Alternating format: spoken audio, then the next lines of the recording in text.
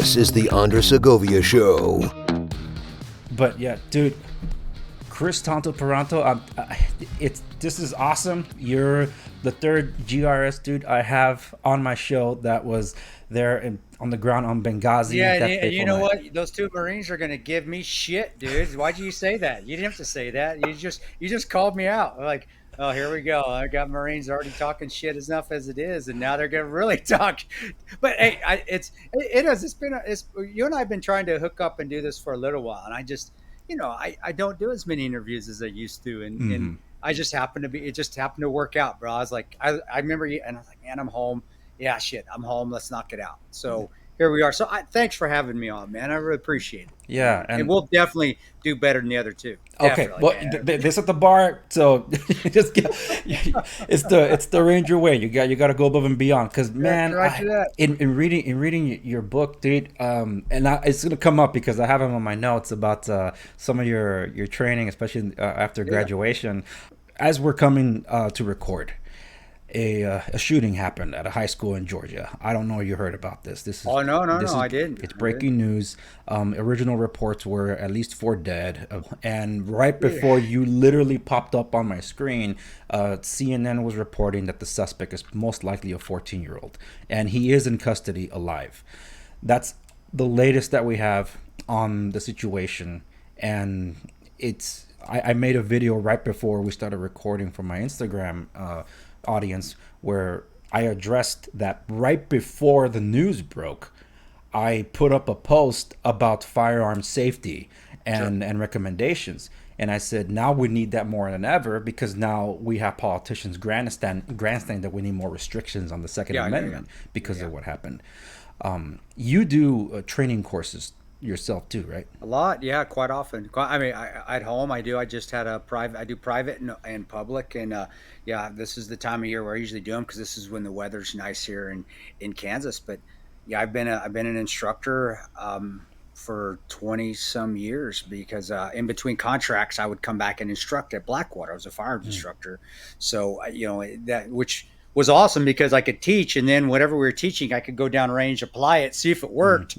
Hopefully lived, hopefully lived, and then come back. And so I got to be the best of both worlds for several years of training, instructing, not just just your normal civilian, but operators as well, guys that were former SEALs, former Rangers, Delta, whatever, putting them through vetting courses, and then go down range and implement the things we were teaching to see, oh, this worked, this didn't. But yeah, and so I do know the importance of responsibility of firearms, not just the training and knowing how to use it, but you're a firearms owner. You need to be held to a different standard. You have to have responsibility. We have children.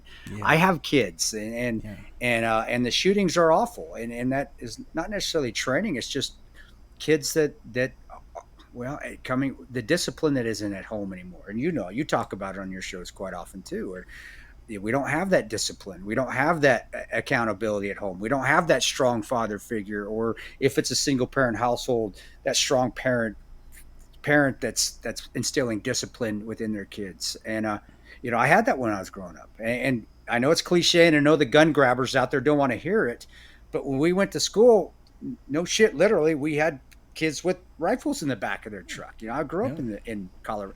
Nobody shot anybody.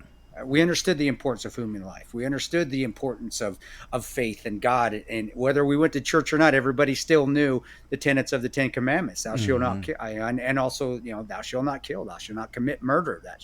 And I don't think that is there in society anymore. I don't think. I know it's not there in society anymore. We've pulled God away from schools. Yeah, we've pulled faith. We pulled the commandments out of school. I mean, you can't even have them in a courthouse anymore. Put the 10 Commandments. So, what do you think's going to happen to society when we start pulling out virtue, things that instill virtue? More laws don't help. They're not. Laws, you have law after law after law. The criminal, the bad guy, will still find a gun. If you don't believe me, then I wish I could say it. Then I wish I could put you back in time. You can go work in a lot of these countries where it was illegal to have guns and everybody had them. Yeah. All right. And people were killing each other, and there were tribes killing each other, and there's wars going on. Yeah. A lot of these places, you're not allowed to have a gun. That is not going to stop a bad person from having a gun. It's the accountability based off of what your parents teach you, but also God and faith and or whatever religion is, as long as it promotes virtuous behavior. And we don't have that. I watch movies, brother. I watch one of my favorite movies is No Country for Old Men. Yes. And there's a lot of things that you can pull from movies. I'm not a big, Hollywood. We'll get out of if we stay out of the politics of Hollywood. And you just watch good old movies. The movies now kind of suck, but the older movie. When he said, when Sir and Ma'am leave, the rest are soon to follow. When Tommy Lee Jones, the old sheriff, says that when he's like, I'm overwhelmed. The world is not like I remember it. That's how kind of some of us veterans feel. But he's right. It's when you pull out virtue, when you pull out respect for elders, when you pull out and you stop and enforcing it in a fatherly, motherly, parental way, enforcing that virtuous behavior, and then living it as well, showing it by example. This is what you're going to see. You're going to have kids going up and shooting schools, and no amount of or people killing each other on the street. We had a guy in the subway just went with the knife. New York cut a guy in the back of the head with a knife because they got in an argument. Well, where'd you get a knife? You're not supposed to have knives on the subway in New York City. Well, he got it, right? Even though it's illegal. You can have all the laws in the world. It's not going to stop bad people or confused kids where they're not mentally correct. They're not mentally right. It's not going to stop them from doing the atrocities that you see. And I didn't know that happened. And God bless, I do. I prayers out to those families. I got young kids. And as a parent, do I not think of those things happening? I wish I said I didn't, but I do. I always like, man, I pray, don't, please, God, don't just protect them. Protect my kids every day. Protect all the kids if you're going, protect everybody. And living in a small town, don't think that I don't every once in a while drive by the school and just make sure everything's okay because I want to be there. Being what I'm getting at, guys, is that in this time that we live at, we don't need to accept how this is the normalcy. You don't have to. But what we do need to do is start doing it at home, not pushing politicians to start fixing things. Start fixing and implementing virtuous, godlike behavior in our homes and respect for each other. And like I said, you can respect each other and not like each other. Oz and I don't like each other. I know we're probably jumping ahead, but we have a respect for each other. And that is something that is extremely important in life. You don't have to get along. You don't have to have the same ideas. You don't have the same ideologies, but have a respect for each other. And then virtuous behavior comes with that. And we just don't have that anymore. Brother, we don't have it like we once did growing up, and when I was young, and this is what happened. So I know more have come out, and I don't know why the kid did it. Maybe you do, and you can talk about it. Oh, this is literally breaking, man. I literally just found the age as soon as you came onto to the green room. CNN breaking news is 14-year-old that did it. It's like, well, I don't know, because they're not allowed to buy guns. Did he raid his parents' closet? Did a friend of a friend give him a gun? Or stuff like that? That we don't know. It'll be early on. We don't know the motive. We can always just assume just a 14-year-old though to go down that road. It is sad to see how much tension we do have in this country. There is a lot, and quite frankly, I don't know, man. A lot of the political discourse does seem to still, some of the roads lead back to Benghazi, because there's another book that I did read that I did not agree with the conclusions, but I also understand why the Washingtonian perspective, like the inside the Beltway, would construe it as such. Basically, the kicker was Benghazi gave us Trump, so therefore that's why we're all in this mess. I'm like, wait, what? It's like, hold on, because Trump was actually calling this out, and because he was running against Hillary, which at the time, of course, the Republican Party was making it to be something about that's Hillary Clinton failed us and such. And who knows, when we talk about the actual event, because I will here in a moment, we might be able to address that. But the thing is, like, to me, the left and the right just don't get it, because last I checked, you guys weren't fighting off Democrats beyond the walls. No. It goes back to accountability, and one side's push another one to be accountable with, and I don't know what Trump has, aside from maybe using Benghazi as a platform when the election in 2016 was going on, which of course, and I'll be honest, I wish I was not as much into it as I was at that time, because politics suck, and you're exactly, guys, I'm not affiliated with either party. I know I get pushed in the Republican side, and that's by you liberals out there. That ain't by me, man, Yeah. because I believe in God and I believe in the Constitution. So I'm a conservative, which is weird. I was like, isn't that just American? You believe in You God, would you believe think in so. maybe not even God, but you believe in religion and you believe in the Constitution. But I'm conservative, which says a lot about the other side. But Yeah. anyway, but you're exactly right. We didn't fight Republicans or Democrats over that night. We fought terrorists. Now, were we there on a foreign policy by a liberal president? Well, that's right. That's just the facts. That has nothing to do with ideologies that Yeah. we had.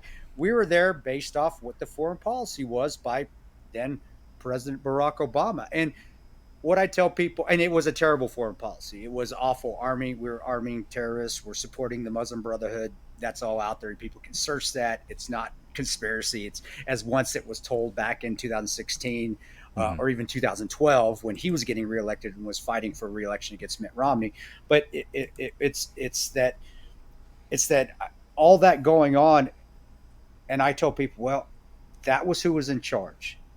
Valerie Jarrett was also part of it. Yes, Hillary was, of course, a part of it. Leon Panetta was part of it. All those people were in part of it. Speaker Boehner wasn't part of it. John McCain was part of it, too. Do you see where I'm going? Mike Rogers was part of it. They're Republican. Do you see this? But I also, of course, I'm going to go after Hillary and Barack Obama. They were the two mainstays of Libya. They're the ones that are in charge. They're the leaders. If you're a corporate leader and your corporation fails, who are they going to blame? Who are your probably the leadership. The success or failure of anything falls on the highest chain of command. Those are the two. But I also would say, and I know Newsmax and Fox didn't like it when I go on the shows and say this, I would say, you know what? If Trump or Bush was in charge, I would have gone after them as well. I didn't care about politics. And, I do, I was in Iraq when Bush was president. I don't agree with the reasons we went to Iraq either. But you get put on a side and you get the talking points and you get the sound bites, and one sound bite's going to help one side and the other one's going to help the other. And you really don't get what actually happened on the ground that night until like now, several years later, when the media cycles so fast, there's other things to talk about. And also guys like myself kind of take a step back, do our own after action reviews, do our own AERs and go, man, I don't know if I handled that correctly. Can we change course and start handling it more so where we talk about the heroism and the sacrifice and the leadership that did occur that night by my teammates Tyrone Woods and Glenn Doherty, but also the rest of the team that's still surviving, Boone, Oz, Tig, and Sarah, who's coming out and pointing out a lot of stuff that we didn't even know. Yeah, I know. Can we make it positive and hold people accountable down the line, maybe, as we can see, and we'll get into that too. But I want to talk about that. But where Benghazi maybe opened a Pandora's box, and we're not able to hold the people accountable. But I'll get into that more. But more so of talking about the positives that went on in Libya that night, and that was just an amazing team that was destined to be there, that did things right when everything could have gone wrong. And we did lose 4, but people seem to forget we saved 26 people. We as a team saved 26, 20. And in the end, we found our way out of there. Nobody ever came to get us. And that is unheard of in American military history, of being left behind by your own government. But regardless if you hit on that, the positives is that we still found a way out. Also, God also had a lot to play with that. God makes you lucky when you have faith, and it's amazing how that works when you have a lot of faith. God kind of increases your luck, so being lucky as well. So, and I definitely agree with the way your character was portrayed in 13 Hours, because he's awesome. Pablo, awesome. They made mention of some of those things that you're talking about. There's like, God's watching over me.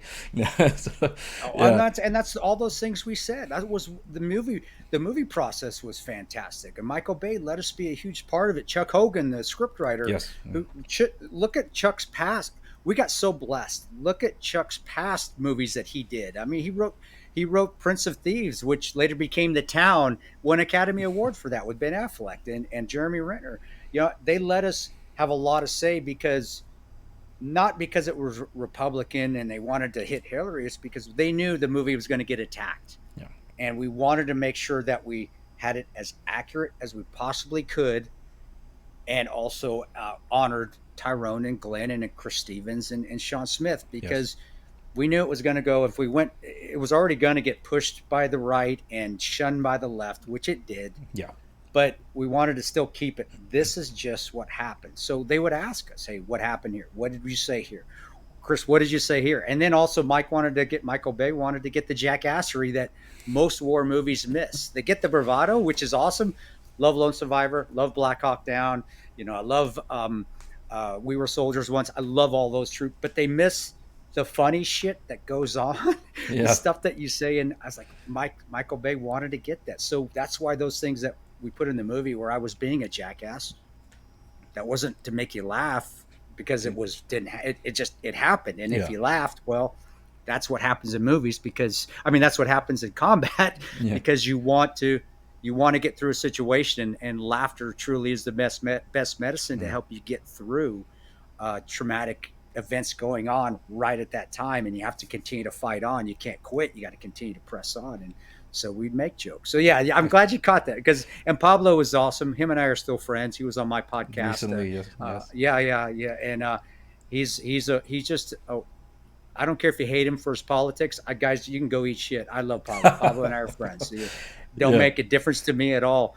But he really did take this role seriously, and you can see by his body of work after, he's Halo and Master Chief now. He takes the job seriously, and he doesn't care about politics. And he just wants to get the character right. And again, man, he did. He just nailed everything. Was just spot on. I watch it and I'm like, gosh dang, I can see myself through him, because he's just as everything was accurate except the dancing. He's a better dancer than me. I can't dance that well.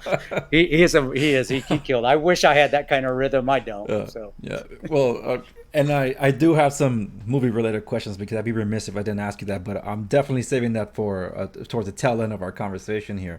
But in reflecting on now two events, because we just talked about that breaking news, but also how much of that has shaped your life. Let me touch on this whole your life as a ranger, because yes, I read your book, but I'm sure the audience tuning in might not have read your book. The book is called The Ranger Way. Over my shoulder here, folks. And thank you, bro. What prompted you to be a ranger?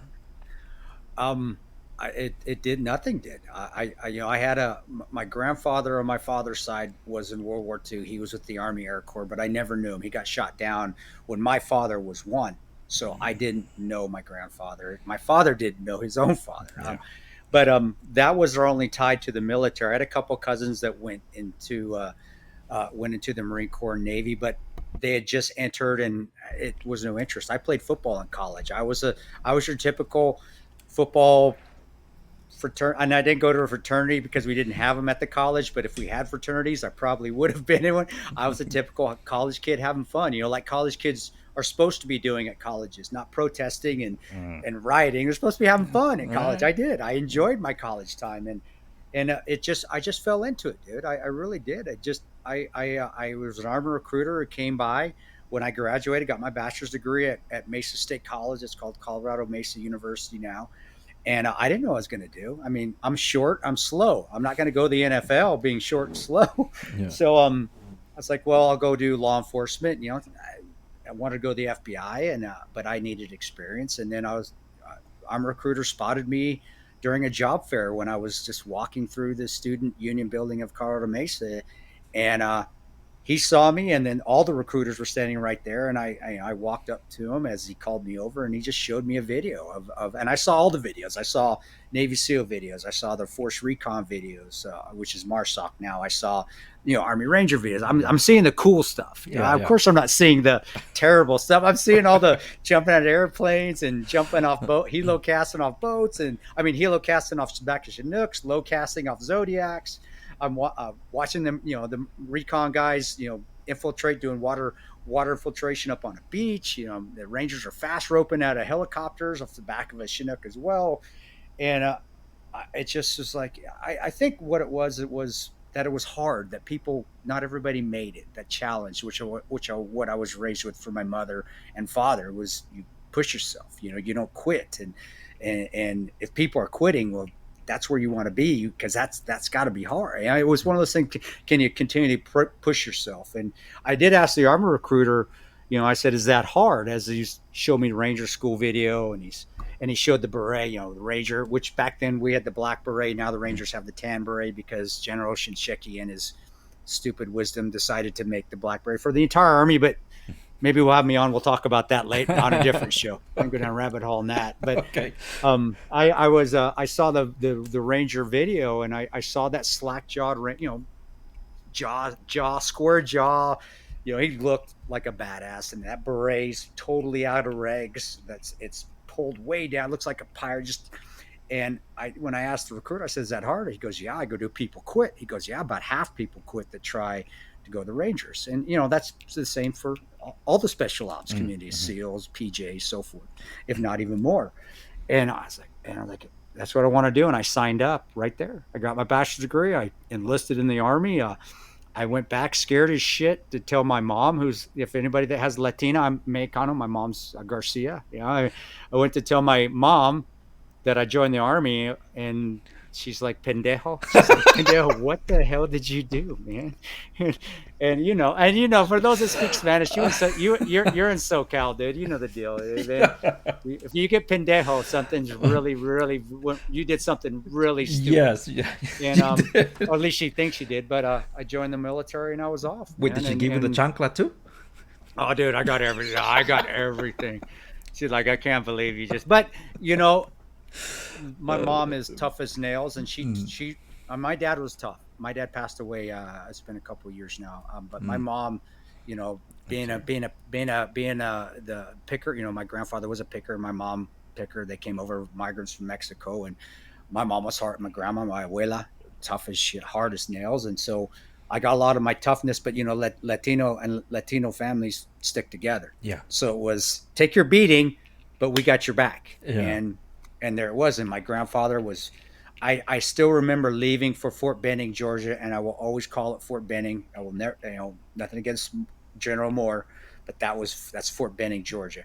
I remember flying to Fort Benning, and my abuelo, Joaquin Garcia, my grandfather, I remember him tearing up. I never saw him tear up in his life, and I saw him tearing up but it was a proud tear, Yeah. It was, and I get it, yeah. And I was off, bro, and that's where it kind of started, and then I hit a roadblock about 2 years later, which I wrote about in the Ranger Way as well. Yeah. And there is something there about the graduation I wanted to kind of fill in between the lines there.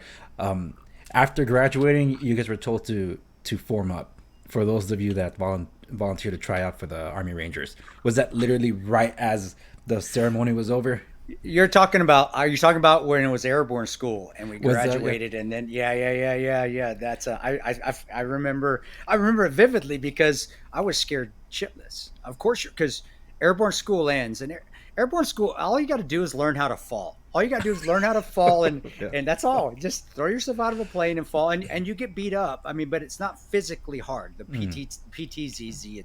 But you are getting beat up because you're always falling on the ground. Yeah.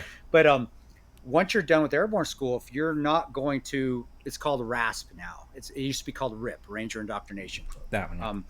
Yeah, they everybody that graduates, it's great. They're done, man. Their training's done. They're going to their units. Their families are there. They're going to eat. They're going out and they're going to enjoy their lives. And what'll happen is that at the end they'll say, "Okay, everybody's going to RIP. Line up." And that's from the Black Hats. So the airborne instructors. So they'll line you up, and all your bags are there. You've got two duffel bags, a C and a D bag, and so you basically got a lot of your crap, because you haven't gone home since basic training. It's continuous. It's basic to airborne school, and then RIP. And I do remember, man. I remember those RIP instructors, and they were spit and shine. Got their spit and shine boots. They've got their press suits. Their starch. Call them starch and spits. Starch uniform. Spit shine jungle boots, berets, just like that video of the guy. I mean, they're down here. I'm like, and they are just badasses. And I'm like, oh, it's like watching a professional football team with all these just beasts coming to get you. And I'm like, oh my gosh, I'm going to my death. It's just like, oh, but I remember, and I do, and they do set you up for failure. You're going to fail at things. There's no way to pass a lot of these tasks they have you to do while you're there. It's supposed to be like that. They want to see how you handle adversity. Yeah. And I just remember, I remember standing at attention, and I remember guys quitting like that just by looking right. And I wrote about that. I was like, I remember the ranger instructors, the RIP instructors came up, and you're at attention, and you are locked up at attention. You're not moving. It's hot. It's the end of the summer in Fort Benning, so you're sweating. You got your BDUs on. We don't have jungle boots yet, so we just have our combat boots because we're not rangers yet. Even though we're airborne, we don't get to wear jungle boots yet. So we're just a bunch of regular privates. And I remember one of the RIP instructors saying, "Okay, who wants to quit?" And you had guys raise their hand right there. We hadn't even done anything. They're just so intimidating. And I remember what was amazing to me is the RIP instructors. They just didn't say, "Okay, you're out." They didn't want guys to quit. They wanted everybody to pass. They really did, or at least they maybe they just they gave that persona. But I remember when the RIP instructors, one of those guys raised their hand. And we had about 15 of us that were going to the class. I mean, 15, 20. It's been quite a few years, guys. It was 1995. But we had about 5 guys that I saw. And you can't look around and turn because you're at attention. You're just trying to see out your peripheral. And I remember the ranger instructor going, "Okay." Well, after he said, "Who wants to quit?" And the guys raised their hand. They're like, he walked up to him like, "Why do you want to quit? We haven't even done anything yet. You've done nothing to quit yet." And they would talk them out of it and try to talk them out of it in an aggressive manner. I mean, I bet. It was more or less like, dude, really, why? What? We haven't done anything. Quit.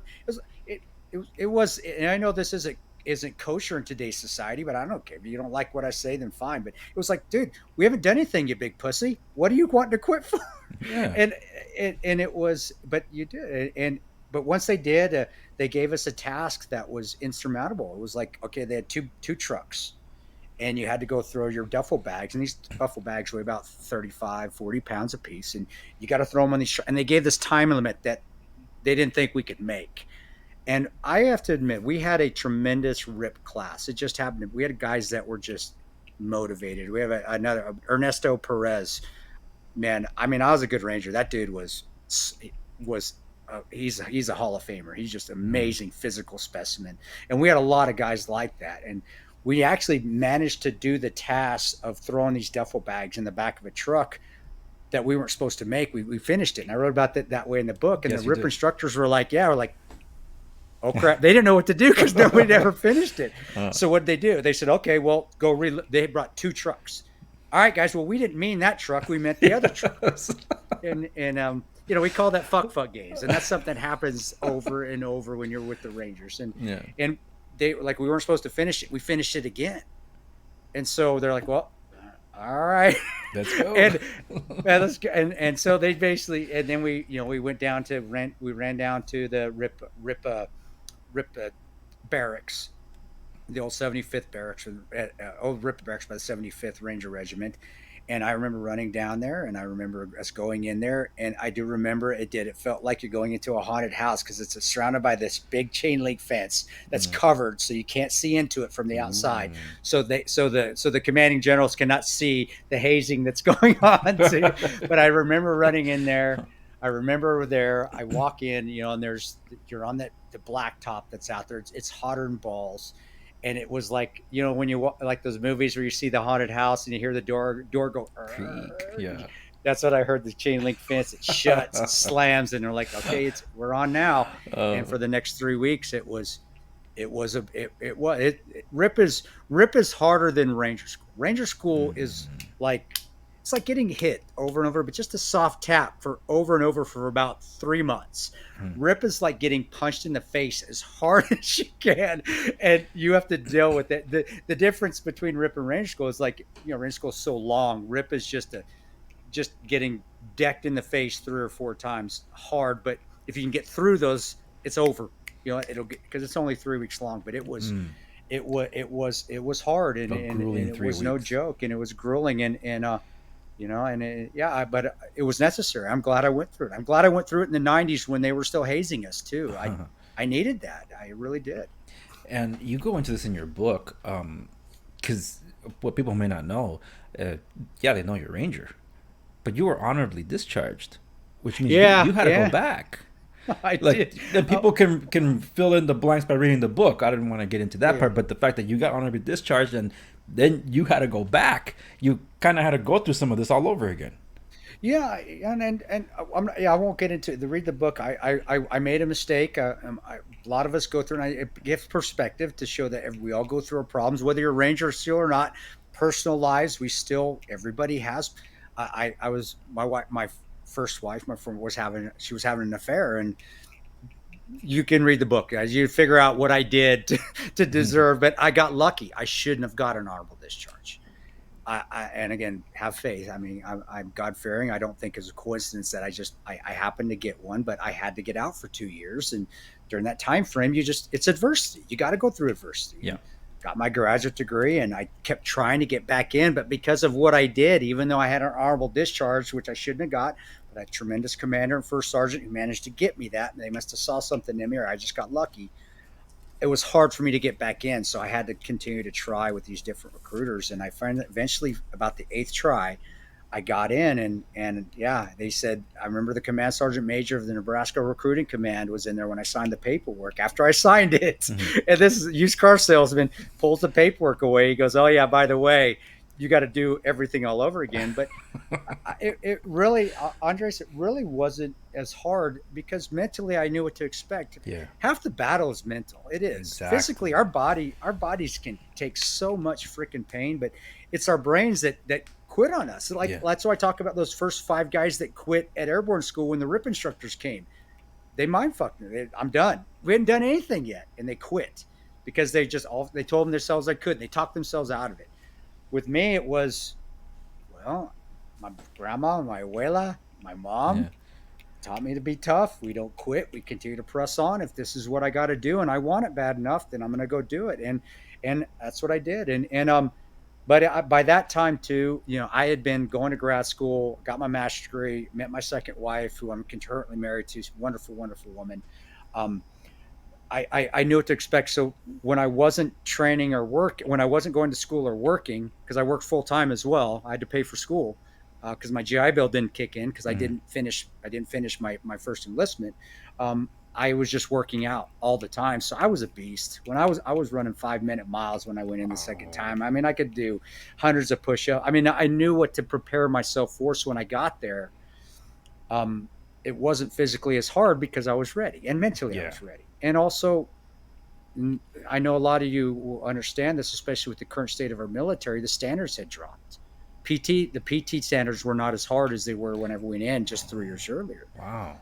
The drill sergeants, every drill sergeant that I went in, except for one, had at least gone to Ranger school with the first time I was in '95. The one that hadn't was the senior enlisted man at the Tomb of the Unknown Soldier. Mm. That's still some pretty discipline to be standing at attention for 8 hours. If you're not, go try to do it for 30 minutes, Oh guys. yeah. You'll see. But what I'm saying is that the standards had dropped. So when I went in the second time, 2 guys had Ranger tabs out of the whole drill instructor cadre. And not taking anything away from those drill instructors. But again, that just to me was like, wow, these are infantry drill instructors, and none of them have their Ranger tabs except for 2, where the first time I was in, everyone except for one had one. And to me, that was just it showed that the military is not getting harder, it's getting easier. The Mm. hazing had stopped. The drill sergeants putting their hands on us physically had stopped. And the PT test, I just tell you about the PT test. The first time I went in to max a 2 mile run, it was 11:54. The second time, 2 miles, you had to run it in 11:54. The second time it was 13 minutes. So they'd added almost a minute and 15 seconds to a PT test, which to me was like, I mean, for me it was, well, that's great. This Yeah. is easy. But as a whole for the military, they're dropping the standards. And if you've seen this today, our standards have continually dropped Yeah. and dropped and dropped. And it says a lot for the state of the military. But anyway, getting into that, Yeah. when going through it again, I really just cruised through it. It wasn't as hard. Yes, it was still physically demanding, but I was ready for it. Yeah. And then once I got to RIP, I was ready for RIP. My mindset, I'd already done it. So I was like, okay, I got it. And I went back to Ranger, 2nd Ranger Battalion, and went through Ranger School. And yeah, I mean, Ranger School was what it was, what it's advertised to be. It was a kick in the balls. It was hard. And when did you finish your? Because that's considered public service. When did that public service finish, and then you went into contracting? Well, I was put in the individual ready reserve in 2003, so officially didn't stop until 2006. But I was, I actually was medically discharged in 2003 because I had a severe flare up of ulcerative colitis, and I have ulcerative colitis to this day. I've had it since 2000. I just hit it, and I just hit it. I didn't tell anybody. And for those that don't know what ulcerative colitis is, ulcerative colitis, Crohn's disease, it's an inflammation of your lower intestines and your colon, which basically it's ulcers all over, so you can't process food. You shit blood, and that's how the Army found out. I was out training at Fort Benning, Georgia, and I sharded my pants.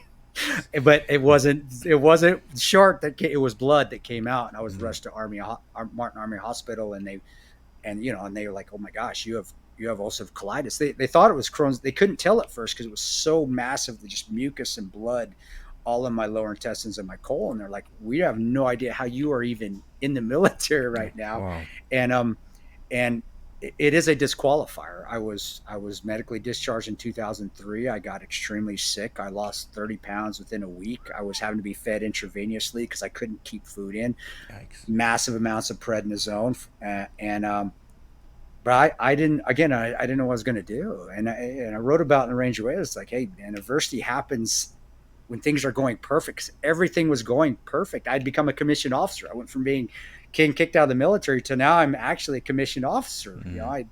I'd worked my way up, and and even those that have faith, our faith's tested. Yes. And now mine was. It was like I was mad at God. I was like, what the hell? Literally, why are you doing this to me? And but I'm glad it was important to go through it because of what was coming up later in life that I couldn't see. It was another, but I was discharged, and for the next year, I fought my way back to health. I figured out what I could and couldn't eat. I had discipline, so if I ate something and it caused my stomach to bleed, and I would, because it'd go right through you, blood everywhere. I would just take it off the list. And I still have my old book of food. I'd write it on a list. Okay, that didn't go well. Cross that off. We can't eat that anymore. Okay, and for the next year, I basically subsided on tuna and rice for the next year. I couldn't eat anything else, but anything that was only thing rice related or corn related, and then meat. I could eat meat. So it was a great diet. I mean, I got shredded because I was on was on rice and tuna basically for a year. But I got a call at the end of 2003, beginning of 2004, by a company called Blackwater Security, and they asked me if I wanted to be a contractor. And buddy, I was out of work. Yeah, I got a little bit of disability, but it wasn't enough to support myself and my new wife. And when they said, yeah, we want you to go back, at first I didn't understand what they were saying. I thought they meant, contractor hammering nails, and I was like, but they said, no, your name was given to us by a fellow Ranger that you served with. We want you to go do, and they said it was during the early days of military contracting, security contracting, and they told me what the pay was, and in those days it was a lot. Eric Prince was paying us very, very well, and Triple Canopy on the other side, our main competitor. They were an ally ran by Lee Van Arsdale, who's a Delta legend. They took care of guys. They really did. I mean, they were paying us what we should get paid. I really was. But at that time, for someone like myself who wasn't making anything but a couple $1,000s a month trying to heal myself, it was like, whoa. And I got to go do, I thought I'd miss my war. Everybody that serves, you don't want to miss your war. And I'm watching my fellow Ranger buddies jumping into Afghanistan, taking over Haditha Dam. I'm watching them get to do what, like, damn, I'm missing it. And here's an opportunity to go be in my war, but also get paid very well to do it. And And so I went, and for the next 10 years, I was a security contractor for Blackwater, SOC SMG, Ocean Hunter Group. I was a direct hire for the agency, which is what I was doing when I was in Libya. We were hired directly by the agency, and then doing private contracts for private entities, doing anti-kidnapping and protection in South and Central America for just companies like oil companies or real estate companies. And I did, and it was awesome, man. It really, looking back now, God's like, God knows what He's doing, and Right. Yeah. and saying, hey, man, Rangers is gonna be awesome, but I'm gonna open this up, and you're gonna even get to see more of the world. And I did. I mean, I got to go to sit in little bars in Egypt, watching the shit. It's like it's like being Indiana Jones, man, watching all this crazy criminal shit, and I'm sitting here in this little dump in Egypt, watching these guys do their thing, and then walking in the streets of Kabul and going these little back areas that nobody's ever been. It was awesome to see the world that way, and not just from a military base, actually immersed in it. Yeah. And getting paid very well to do it. It was awesome. I sacrificed time at home with my family, of course, yeah. which is hard now, because I had young kids, but it's 6 in one and half dozen in the other. I hate to say it, guys, and your listeners, especially the business people out there, know this. I wish we could have our cake and eat it too, but that rarely happens, and something is going to have to be sacrificed. And at that time, it was time with my family that was sacrificed. But I was seeing and experiencing the world, unbeknownst to a way that I'd ever thought I would have when I was younger. Even when I was in the military, I wouldn't have experienced it like the way I was able to experience for the next 10 years. Yeah, and that's something that people kind of miss when it comes to. They sometimes call them mercenaries. Yeah. Hey, that's a hire. cool name. You can call me that if you want. It's pretty cool. It's a cool name, but they try to put a stigma on it. Yeah, they did.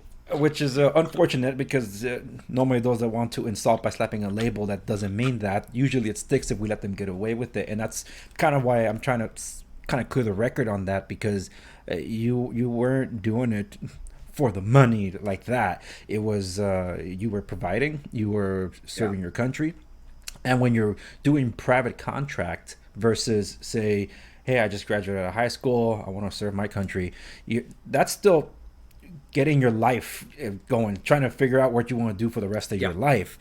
Yes. But when you're a private contractor, what I've seen, it's normally men that already have a home. They're leaving a nest. They're leaving the best years of their children behind in some cases that you don't want to miss. And that is lost on a lot of people. That's why I push back against those that try to insult individuals that have been like GRs and stuff. That's why when I first had Oz on the program, first I was starstruck, because it was, I couldn't believe it was the first guy that I was talking to. Like, dude, this guy I saw him in a movie, and now I'm talking to Tanto. I've had Boone. I'm connected with Tig.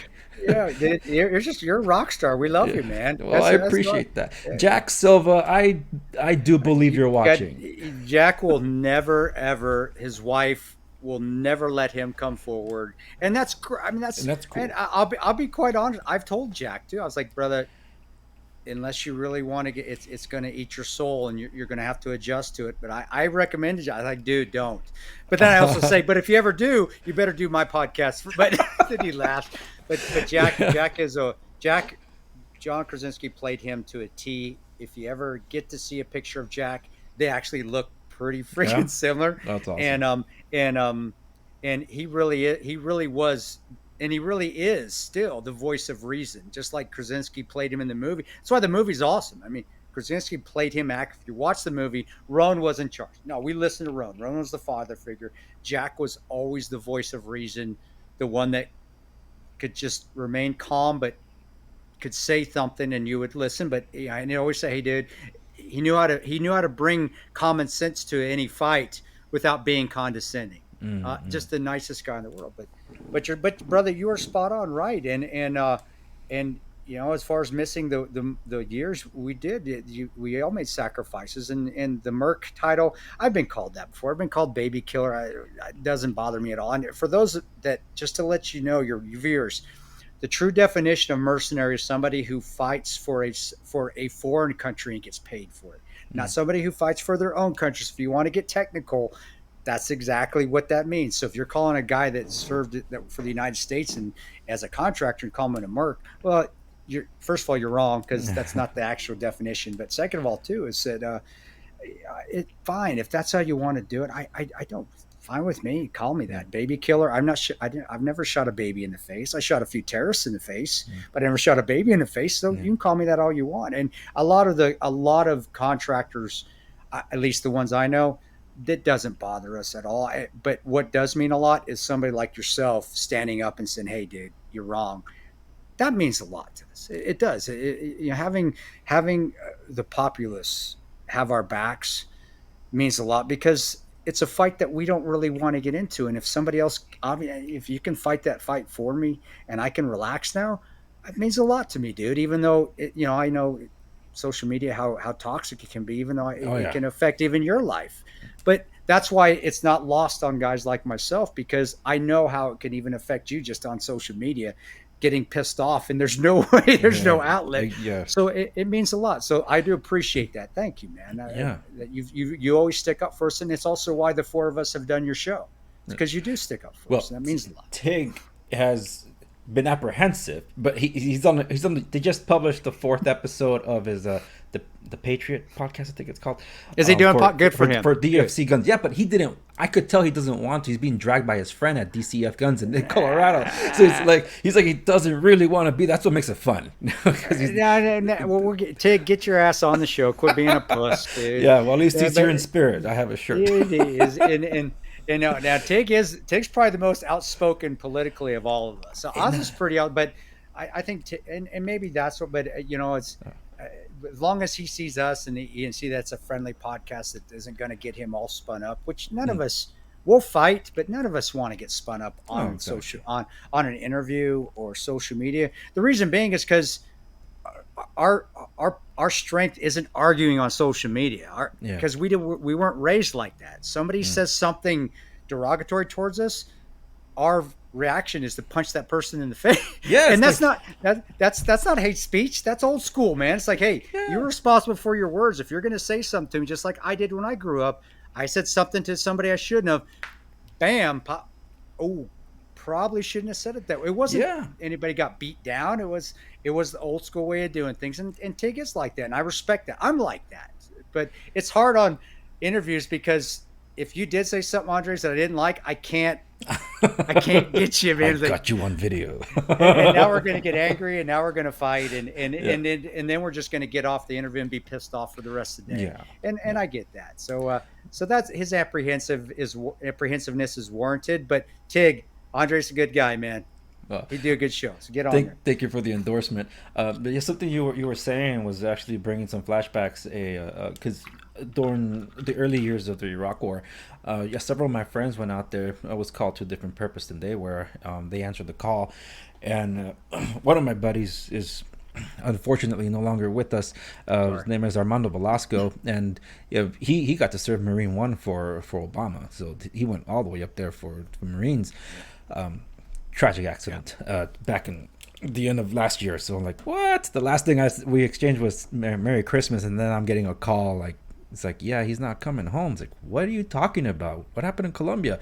So like, oh, well, anyway, the thing is that you almost, and he's Mexican too. So maybe it's a link that you guys have, because you just said almost verbatim what he was telling me from Iraq, when it's like, dude, you're fighting a war for us that it's better you than us, man. Because when the support for the war was after the popularity, but then it started waning. Then everything got so political. And that's normal that's really for all wars except for World War II. That's pretty much how it always is.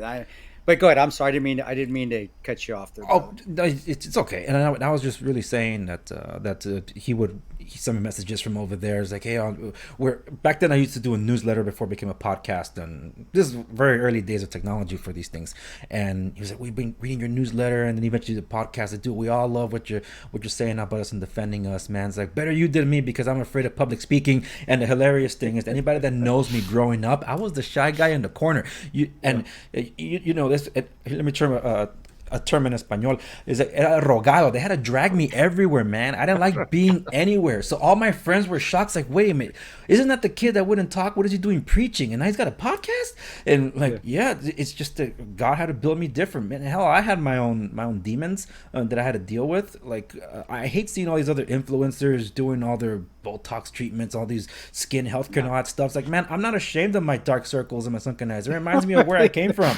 What kind? I know it's great. Man, I see men doing both. Like, seriously, what? That's a thing and it's accepted.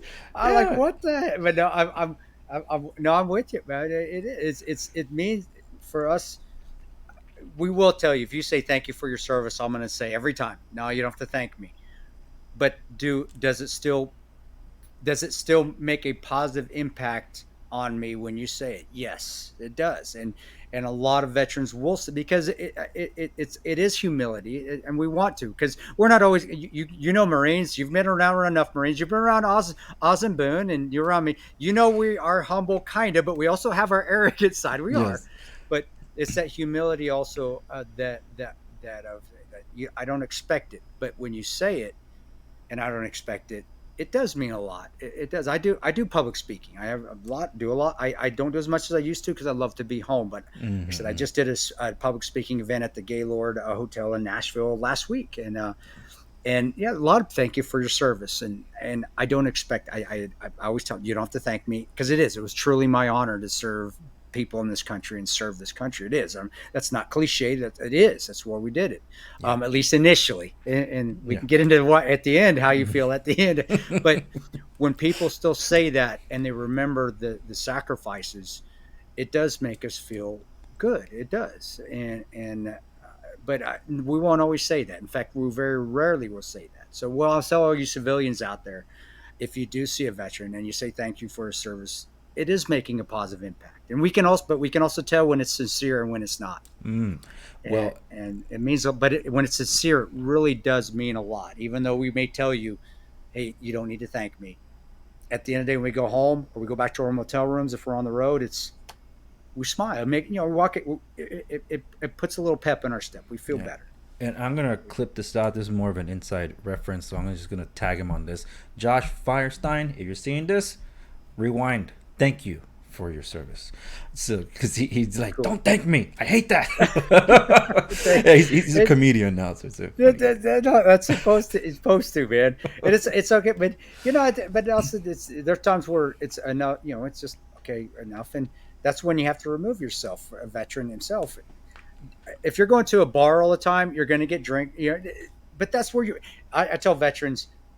First of all, careful going to the bars, especially as you get older. And even though I have my own vodka, I do. It's like yes, drink responsibly. Believe me, I had to fight myself, and Ben went through our own problems with alcohol and demons that we have been able to conquer. So I know it can be done.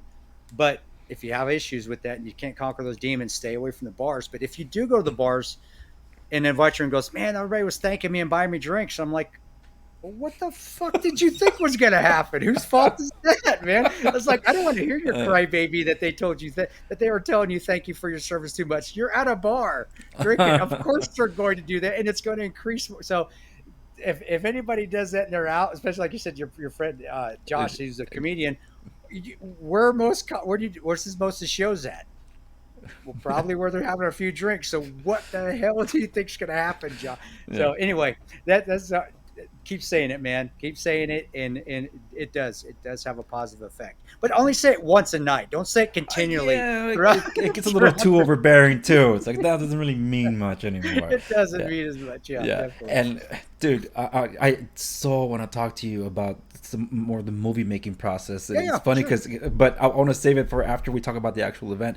But because Sarah told me, it's like, Andres, if there was an award that I can give for the person that knows the most about a movie, I give it to you. Because it's like, how do you know that much? It's like, man, I've seen just about every documentary behind the scene things there had to be made about all this. But before we get into that, it's 12th anniversary now of and the day this is scheduled to air is the 12th anniversary.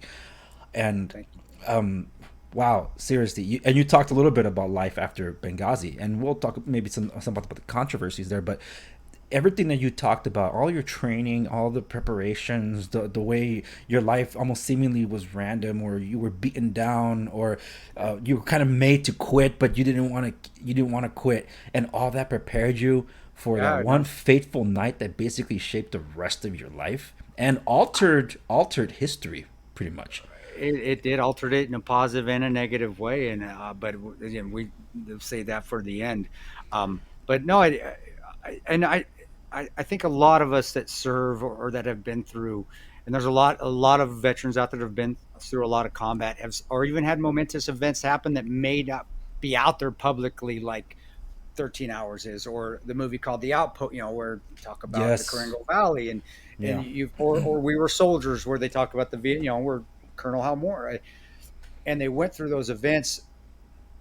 You have to take a second after it's done and everything's done and look back and maybe ask yourself, why did that happen? And I didn't see that all those things I'd gone through prior to that were preparing me for that till honestly probably about 2017, when I put a gun to my mouth. I did. At end of 2017, where things were just going. I was divorced. I was toxic relationships, bad business decisions, um, too much social media. I was buying into my own. I mean, that was my mistress. That became my friend. And it's not. That's not at all, guys. Yeah. There's, but that's where, and it is your faith, having faith in God, who says, okay, since you're too dumb to figure it out, Tano, Kris, or God calls me Tano too. That's my sociopath that's coming out. Too. But since you're too dumb to figure it out, as you got this Glock to your mouth, I'm gonna show you why I did all this for you.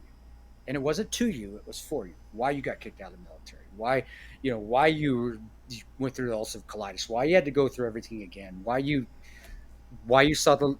made a bad call and saw a little girl die that you could have saved in the monster in 2005. You know why all that happened. It was because when this night came, you could get through it. It was to help you be able to handle adversity. It was to have that grandmother that told you to never quit. It was to have that mother that always asked you if you worked hard enough whenever you didn't make a team, it was to put you through that adversity. So when that happened, you got through it. And it really, all those guys were like that. That's what was the blessing of that team, which was so amazing. Our team was pretty incredible. I'd only been on one team that was that good over the 18 years military and contracting, and that was in Kandahar. I had a team that was that good, Mm-hmm. where it just was rock stars. And like I said, not that we all got along, we didn't, No, of but course. every guy was just amazing and had gone through enough adversity throughout their lives that things that night didn't phase any of us. And it's wonderful to work on a team like that, because then your confidence and your courage goes up, because you're like, I got guys, I got it, man. I got this guy. Boone's next to me here, slaying guys with the SR-25.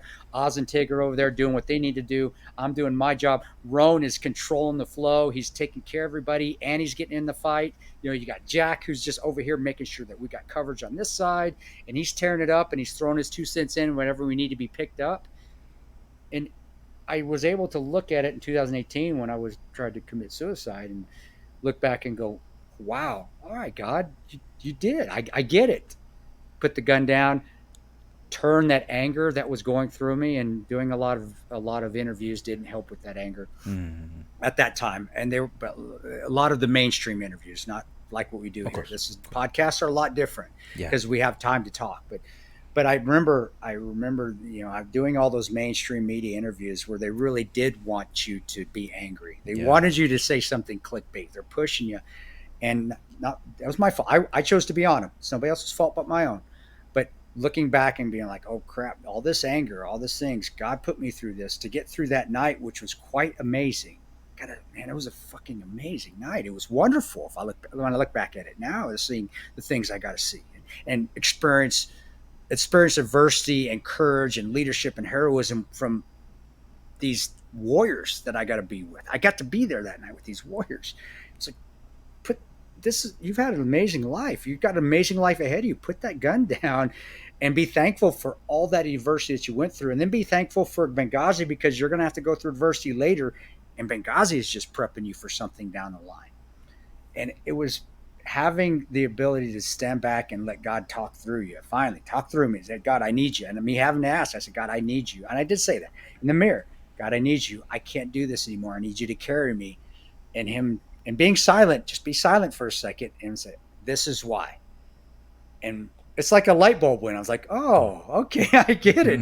And then getting my life back in order, getting my shit in order, calling my wife, reconciling with her, becoming a family again, and getting, stopping doing all the mainstream media. At that time too, I got rid of, I got kicked off of Twitter, so I didn't get rid of that account, but getting rid of Instagram and Facebook, and just really cleanse. It's like cleansing everything, Yes. purging everything that's negative, and working on family. And I say working on myself. Working on family is working on myself, Yeah. and reconnecting with my son, who was now 16, reconnecting with my daughter, who is now 9, who I didn't have a good relationship with either of them. And I have a new son. I have a son that at that time he was 2. So I'm like, holy crap, I already missed pretty much my 16 and my 9-year-old's life. I'm missing it. I'm giving, here's another chance for me to be a father, and I'm missing that again. Yeah. And fixing it. It really is being able to take that time to take a second and turning things that you may think are terrible and awful in your life to really, they're not. They're learning for you, so you can get through things that may happen later in life, so you're prepared for those. And then also, once they're done, looking back and reflecting, man, that I've lived an amazing life, and I've got more to come. And it's turning positives into negatives. It's cliche. It's what people say, making mountains out of molehills. It's turning, getting lemons and making it lemonade. But that is honestly the truth. And that's what happened. And that's why I don't see Benghazi as a nightmare. That's why I would go back in a heartbeat. If they said, you got to go back and do it again. All right. I've done that before with the military. Let's go. I know. And experiencing it, and it's just amazing. Dude, I've heard you say that phrase in different contexts, including some of the behind-the-scenes interviews for 13 Hours. And just hearing you say it again right now, it's like, dude, first off, this is the guy that was there on the ground. Secondly, there's a movie about him. Third, he's the real deal. It's like, this is the guy. Like I feel like I have an out-of-body experience just talking. Every time I talk to you guys, like, but you guys were freaking there. And look, as someone, as an American citizen, and seeing how all this came about. I remember when the news first broke. As someone that's been involved in politics for about 21 years now, I don't do what I used to do on my show when I rebooted this just over 5 years ago, because I've made it more of a business tech-centric thing, whereas back in the day I was, college campuses, getting into the arguments, the activists. I was going up against teachers and all that. I don't miss that, but it's just strange that God prepared me for that. I don't want to say I grew up a little sheltered, but my high school years were in a private Christian school. And a lot of my worldview was shaped in my church. And the first time I ever really understood what the Bible was talking about in different perspectives and stuff like that, and celebrating sin for that matter, was in college, where most of my friends did not go because they chose to go to seminary school. And instead, I didn't. I'm like, I don't know, I feel like I'm called to go there, but I'm going to pay for it myself. So I worked for a year, then I decided to go after saying I will never go to college. So I ended up going, and I never say never, man. Never say never. So I ended up going, and I'm like, am I the only one that actually thinks this way? So eventually I found myself speaking up. The shy guy, remember I said that shy guy in the corner, now he's the one speaking up. And whenever there was this baby killer talk, I'm like, that's interesting because you guys are getting abortions. Oh my goodness, did that whole class be like, what did you just say? Don't point out the obvious, man. I didn't know I dropped the obvious. I dropped an A-bomb and I didn't even know it, literally. And then afterwards people came up to me and was like, hey, I like what you're saying. It's like, well, really? So eventually that became a little bit of my support, but then I'm like, hey, but I shouldn't have to be the only one speaking up. Anyway, that's just some context to fast forward to 2012.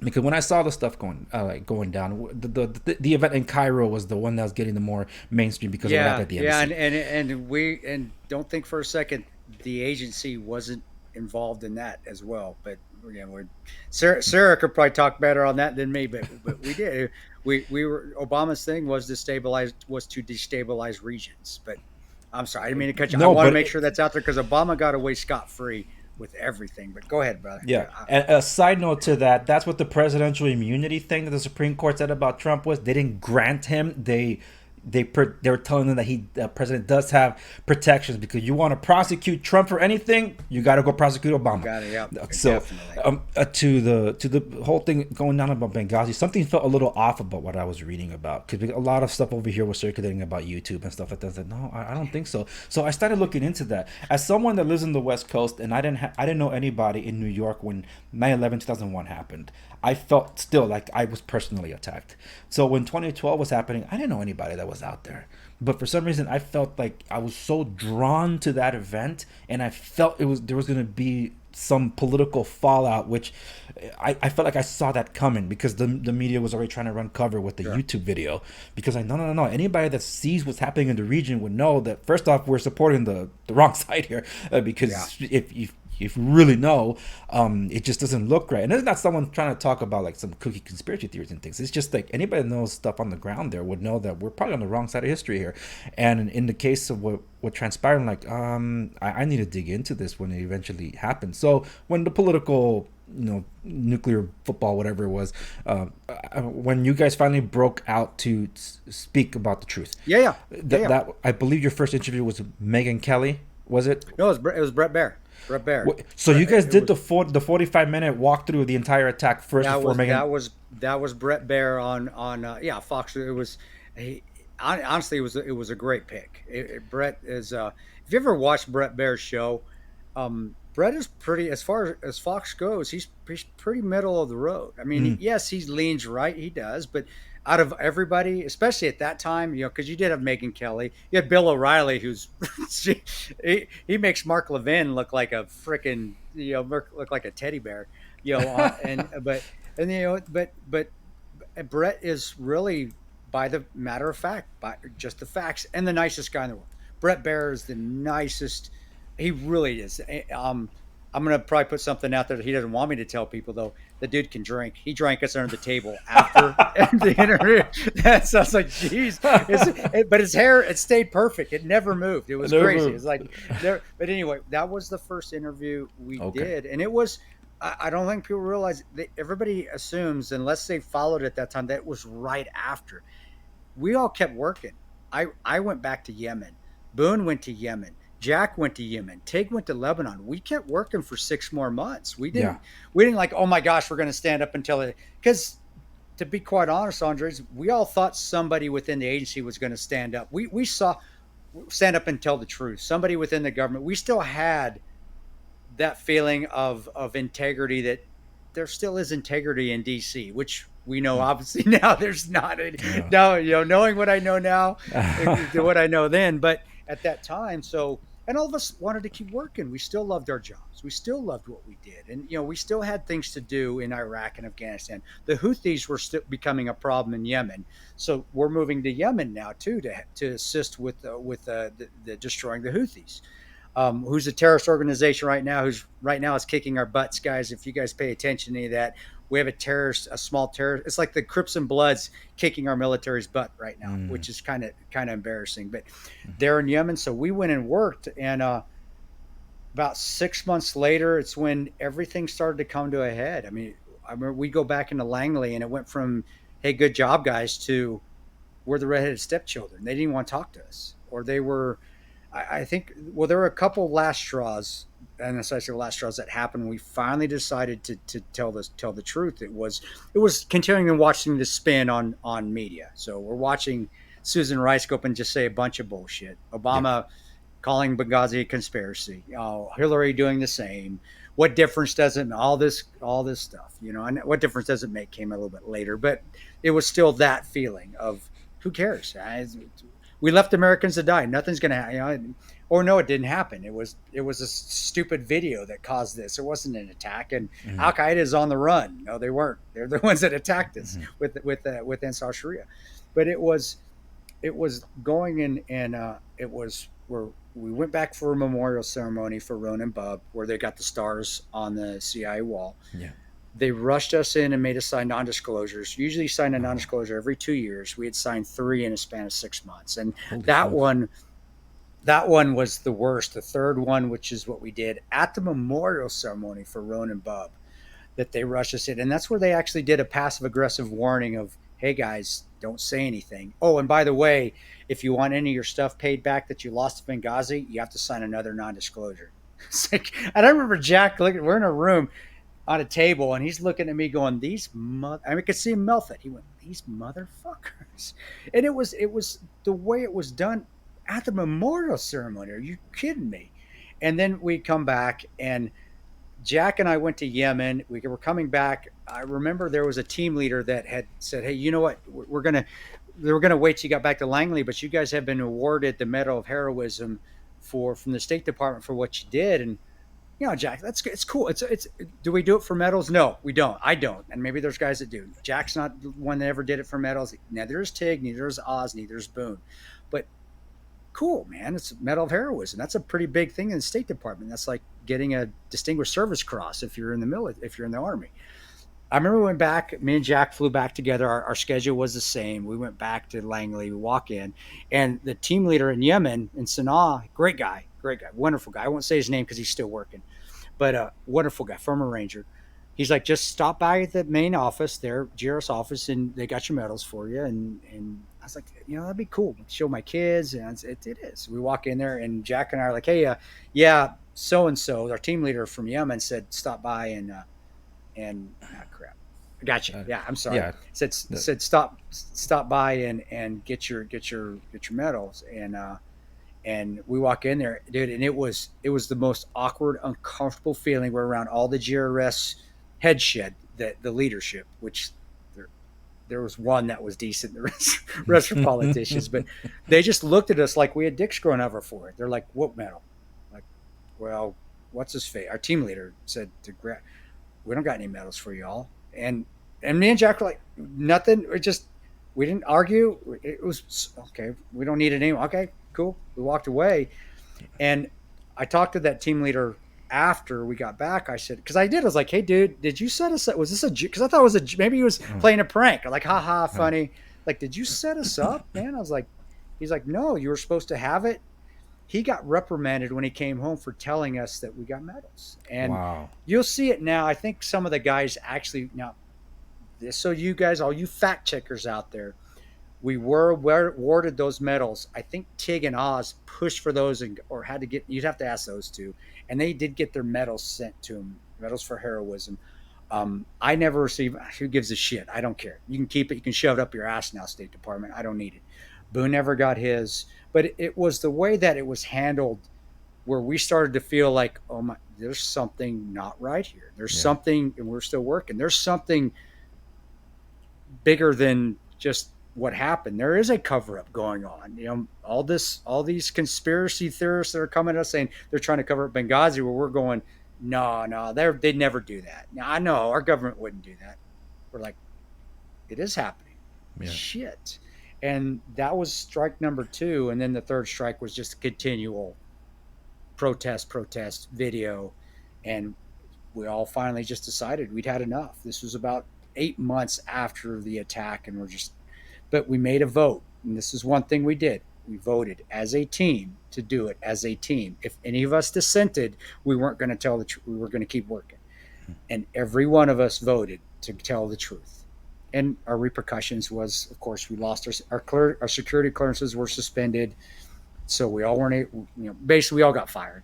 When you have your security clearances suspended by a government agency, and we had all of them, State Department, ISSA, and also our DOD. We had 3 separate ones. When they're suspended, you're done. So they were suspended, and the agency, that's a smart way to doing it, because when your security clearance is suspended, they don't have to write a reason why they suspended it. Now, when they have it revoked, you have to have an actual formal letter coming from the director of whatever agency you're working for saying, this is why we're revoking your security clearances. When they're suspended, don't have to give a reason. So, and that was it, man. And then we told the truth, and it just took on a life of its own, which is where we're at with the movie and the book. Yeah, and By the way, anybody definitely pick up 13 Hours, The Secret Soldiers of Benghazi, both the film and the book by Mitchell Zuckoff. So definitely a great read. And just to kind of tease what we're going to talk about there in a moment is the book is more dramatic than the movie. That's what books shocked me. books always are. I mean, books you can get everything. Read any book, whether it is We Were Soldiers Once and Young to Black Hawk Down to Lone Survivor, because you can get everything in it. In a movie, you're condensed for time, so you have to mash characters together, or you have to skip maybe something that's extremely, extremely important, but you can't get it in the movie for time's sake, and it's just how it is. Yeah, condensing some things too, but I seeing the whole controversy. Initially, I thought that you were one of those that received the stand down order from Bob, but it was Tig, the one that got the stand down order, and you witnessed from a distance that they were arguing. Tig actually, it was Tig's vehicle, so Tig was on the outside, but Oz and Jack were at that sedan when that was going on, and I was watching it with Boone from our SUV, which is, I would say, we're about 25 meters away, if that. But it was pretty animated, and Bob had told us to stand down before. That when we watched the movie, you see where Roan and Jack get hemmed up at a checkpoint at the very beginning of 13 Hours. That happened. It was at night, though. It wasn't at daytime. It was actually at nighttime, and we tried to get out to help him, and Bob wouldn't let us go. So I knew what they were talking about, because that was Bob's thing, was always to not let us go help our own people even, and we'd have to push it, or hopefully, like in Roan's case, and he did. He talked his way out of that fucking, excuse my language, I'm sorry, beat that. He talked his way out of that standoff with Ansar Sharia by bluffing his way, telling that he had a drone, and he was out. Hey man, I'm ready to go if you are. That was Roan though. That was Roan. That was how he was. It's like, if you want to go at it, let's go. I may die, but I'm going to take a few of you with me, and you're going to know you're in a fight. So but that's why the stand down order. I don't know if it was malicious. I don't think it was. I think it was just Bob was crapping his pants and not knowing what he was doing. But, the only person that can really answer that is Bob. That's it. So, and the thing is that when you have the congressional report and saying that first of the stand-down order never happened, but they put on the footnotes, but they were held back for 20 minutes. How is that any different? Semantics. It's politics. It's learning politics again, and learning how semantics are so important, and how cognitive dissonance and rationalization are great skill sets to have if you're a politician. And that's what I test. And if you read the report again, if you read that first one with Mike Rogers, I even said that. I was arguing with Adam Schiff, just a turd. That dude is the biggest turd. Just want to pop his head off with just like a cotton swab, man. Just want to, like a dandelion, pop his terrible. And I hate that he uses his father's service, that he uses that to say that he cares for veterans, which he doesn't. But he was arguing, and him and his aides, and their aides are there as well. And these are college kids that, from Ivy League, I mean, these are kids I would be shoving in lockers. No, I didn't do that. I was not a bully. But these are these weenie kids that have, they've got their degrees, and now they're in the government, and they can think they can get away with saying anything they wanted. Where like we talked about in the past, without getting punched in the mouth, which as a young kid I learned the hard way. You can't always say what's on your mind, and sometimes you're going to get punched in the mouth, especially if you say something offensive. Well, these kids never got that, and so they're asking us questions too. And it's like, and I'm, what do I want to do? I want to go behind the woodshed and settle it, but it's not. You're in the Capitol. It's not going to happen. So they're asking me, and Schiff's asking me, and saying, because Tig didn't testify us that first time. He didn't testify with us, and he testified with the team leader, which was planned. It was coordinated by the Democrat politicians and the Republicans that were responsible for us being there. But it was me, Jack, and was it me, Jack? Yeah, me, Jack, and Oz had been healed up at that point. And I remember they were asking me about that, and they said, "Well, so you never saw the stand down?" I said, "Well, no, I saw them arguing, but I was told to wait 5 minutes. I was 5 minutes 5 minutes after the attack was, and we got ready, I went to my chief of base. I went to Bob and I went to the team leader, and I was talking to him, and I looked at Roan, and Roan gave me a thumbs up from his car. It means this car was ready to go. This is 5 minutes after we're ready. We were called to go respond, and I go, Bob, we're ready to go. And Bob looked at the team leader. Team leader looks at me. Bob tells the team leader, even though Bob's right in front of my face, he doesn't even look at me. He tells the team leader, he goes, tell these guys they need to wait. And I was like, that mother. And the team leader actually turned to me and said, you got, and I stopped him. I go, dude, I got it, man. So I said, I was told to wait. 15 minutes later, that's where Tig was told to stand down. And then 10 minutes later, we're told we couldn't go. I said, that is semantics. I don't give a shit what you want to call it. That is all stand down. Wait, don't go. Give me a second. That's all stand down to me. If you want to play semantics, then you guys can play semantics. And I said that during the testimony. And some of the politicians in there, Rep King from New York, he's clapping. He's an astute Republican, but it just fell on deaf ears because again, they just kept hitting that narrative. Did the stand down happen? Did you hear the stand down? And I was like, guys, I'm not going to answer this question anymore.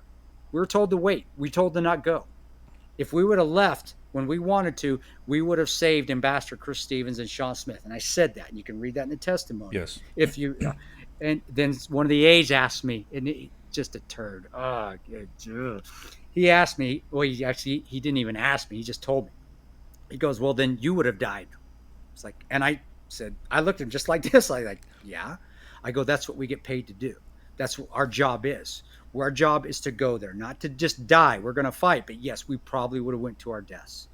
But the ambassador would have got out because we would have been able to take all the fighting and it would have focused on us. And that would have let the State Department security officers do what they're trained to do. And that is to get the ambassador out alive. And Scott and Alec and Dave were very, very capable.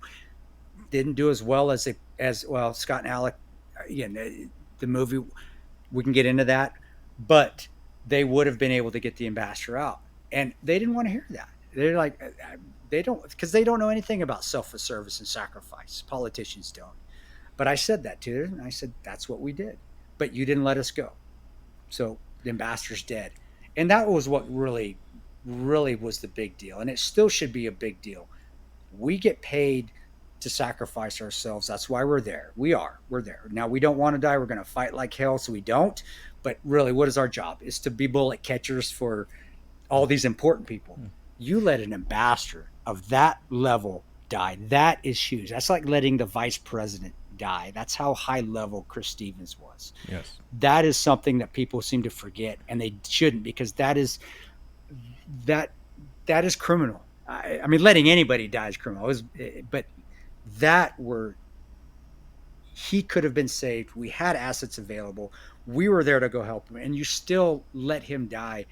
Nobody's been ever held accountable for that. And the testimony that I did reflected my anger towards that. I would have probably even been more vocal if I would have testified now than then, because even then I still, you don't really know what you can say without getting into trouble, because you've kind of been brainwashed into these non-disclosures by the agency. Mm-hmm. But I was still pretty vocal, and so was Jack, and so was Oz. So yeah, brother. So again, it's semantics. And just like you said, who gives a shit? It's semantics. We were told not to go. Yeah.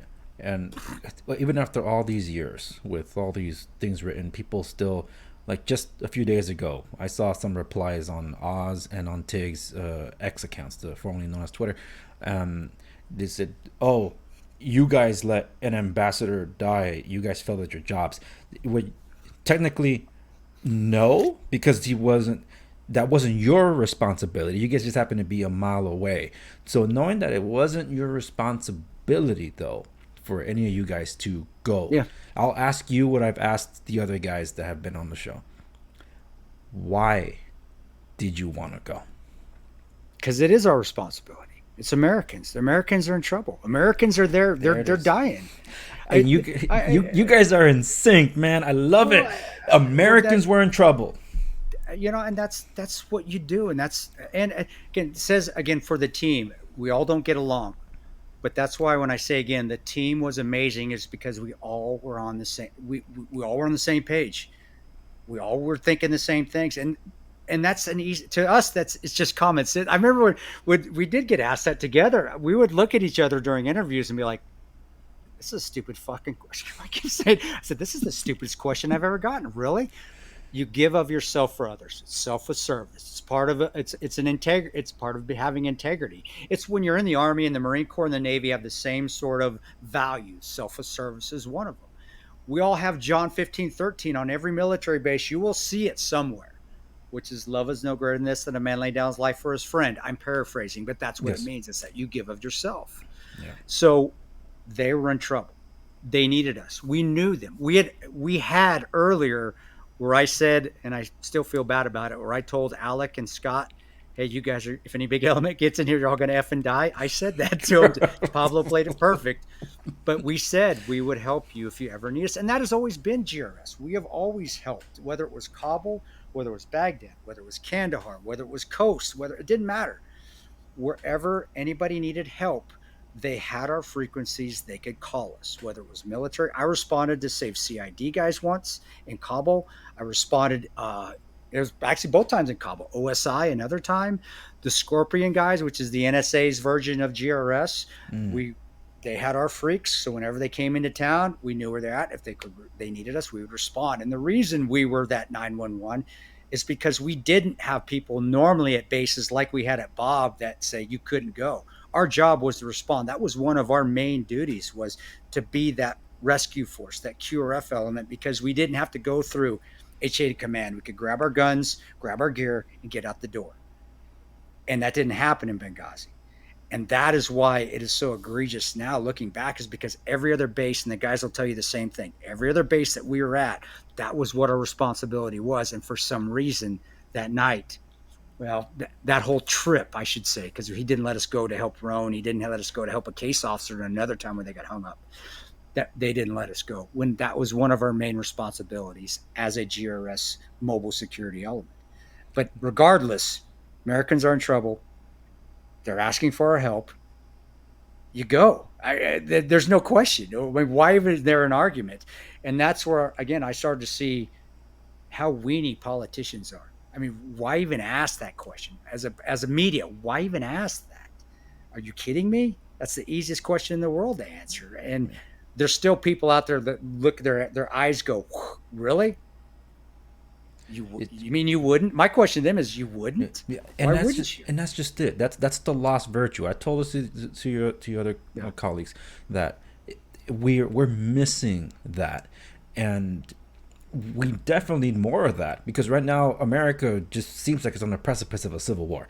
It's just we've gone that far. And the thing is, folks, this isn't like back when it was North versus South in the late 1800s. This is not that. And I hate it, but I've been talking about this very tipping point for about 20 years, because I've seen it since the 2000. But I'm overwhelmed here by your passion, because you're more expressive than the other guys. And well, you've seen the movie. I mean, if you've seen the movie, I mean, you know I'm with him. Yes. I am. That's why the movie. We'll get into it. But you see now the movie, when people say Tanto, like, you don't look like Pablo. And if we ever meet face to face, Pablo is freaking huge. I'm not. I mean, I'm still got some buffness on me, but he's huge. He's tall. But the personalities, our personalities are pretty similar. And in the movie, that's me, brother. That's me. I was, and so I'm glad you're recognizing it, because most people do. Like, yeah, you're just like I thought you'd be. Well, yeah, the movie's supposed to get right. But it's also the passion that comes from you for the sense of duty that you felt in that night, knowing that, well, technically it's not your responsibility, but Americans are in trouble and all you felt compelled to go. And the anger isn't that you were being fed to the wolves. It was, look, it's going to be even more difficult when you keep holding us back. You guys had to do basically a street fight for about a mile to get there. Yeah. It wasn't like just, we're just going to drive it to the gate. No, and you don't even know who the hell is the one responsible for what's happening on the streets out there, and you guys got to watch yourselves everywhere you go. And I saw your mind explode in real time when Sarah told you that very early on, Feb 17 told Bob they were not going to come to help you, but Bob led you guys to believe they were. I know. I didn't know that. Sarah's finding things out, and I keep finding things out from from people that come out of the woodwork that are finally standing up and saying it. And that's amazing to me. And that pisses me off even more. But does that shock me that Bob did? No. Now looking back, looking how political the agency is and how they at that time, remember what Obama was running on. Al Qaeda was on the run. Terrorism is dead. We aren't trying to destabilize regions. We're trying to help everybody in Libya by overthrowing the dictator, which made it 10 times worse. Yeah. If any of that would have gotten out at that time, that election was pretty close. Mitt Romney and him, I don't remember the numbers. If any of that got out, I do believe he probably would have lost. And that's where, again, I've said it, I've say it again. Politicians always put politics before patriots. Always do. They will put their careers ahead of everything else, and before helping a fellow human being, a fellow American. And Bob, he was a politician, and he was protecting the status quo of who he was working for at that time, which was a politician. And portray us like it or not, bud, that's how it was. And I didn't know the agency was that political till Benghazi happened. And they're extremely political. So it blows my mind because, and also he should be held accountable for that. That's manslaughter, brother. Hey, man, you may not have intended the ambassador to die, but are you withholding information and not allowing us to help? To me, that's manslaughter. Why is nothing there's no accountability there? But that's a rhetorical question. I know why, but again, it should be. There should be some accountability there, and there hasn't been. And what really upsets me is if it wasn't for you 6 guys, those at least a couple of dozen Americans wouldn't be alive today. It's absolutely crazy. And the majority of them forget about that. It's taken for granted, and it's okay. We never did it. You don't have to. I don't want to hear from them. I really don't. Any of the old case officers, any of the people that spoke out against us and called us liars. If you're having a change of heart now, you can go to hell. I don't want to talk to you. You made your bed, lie in it.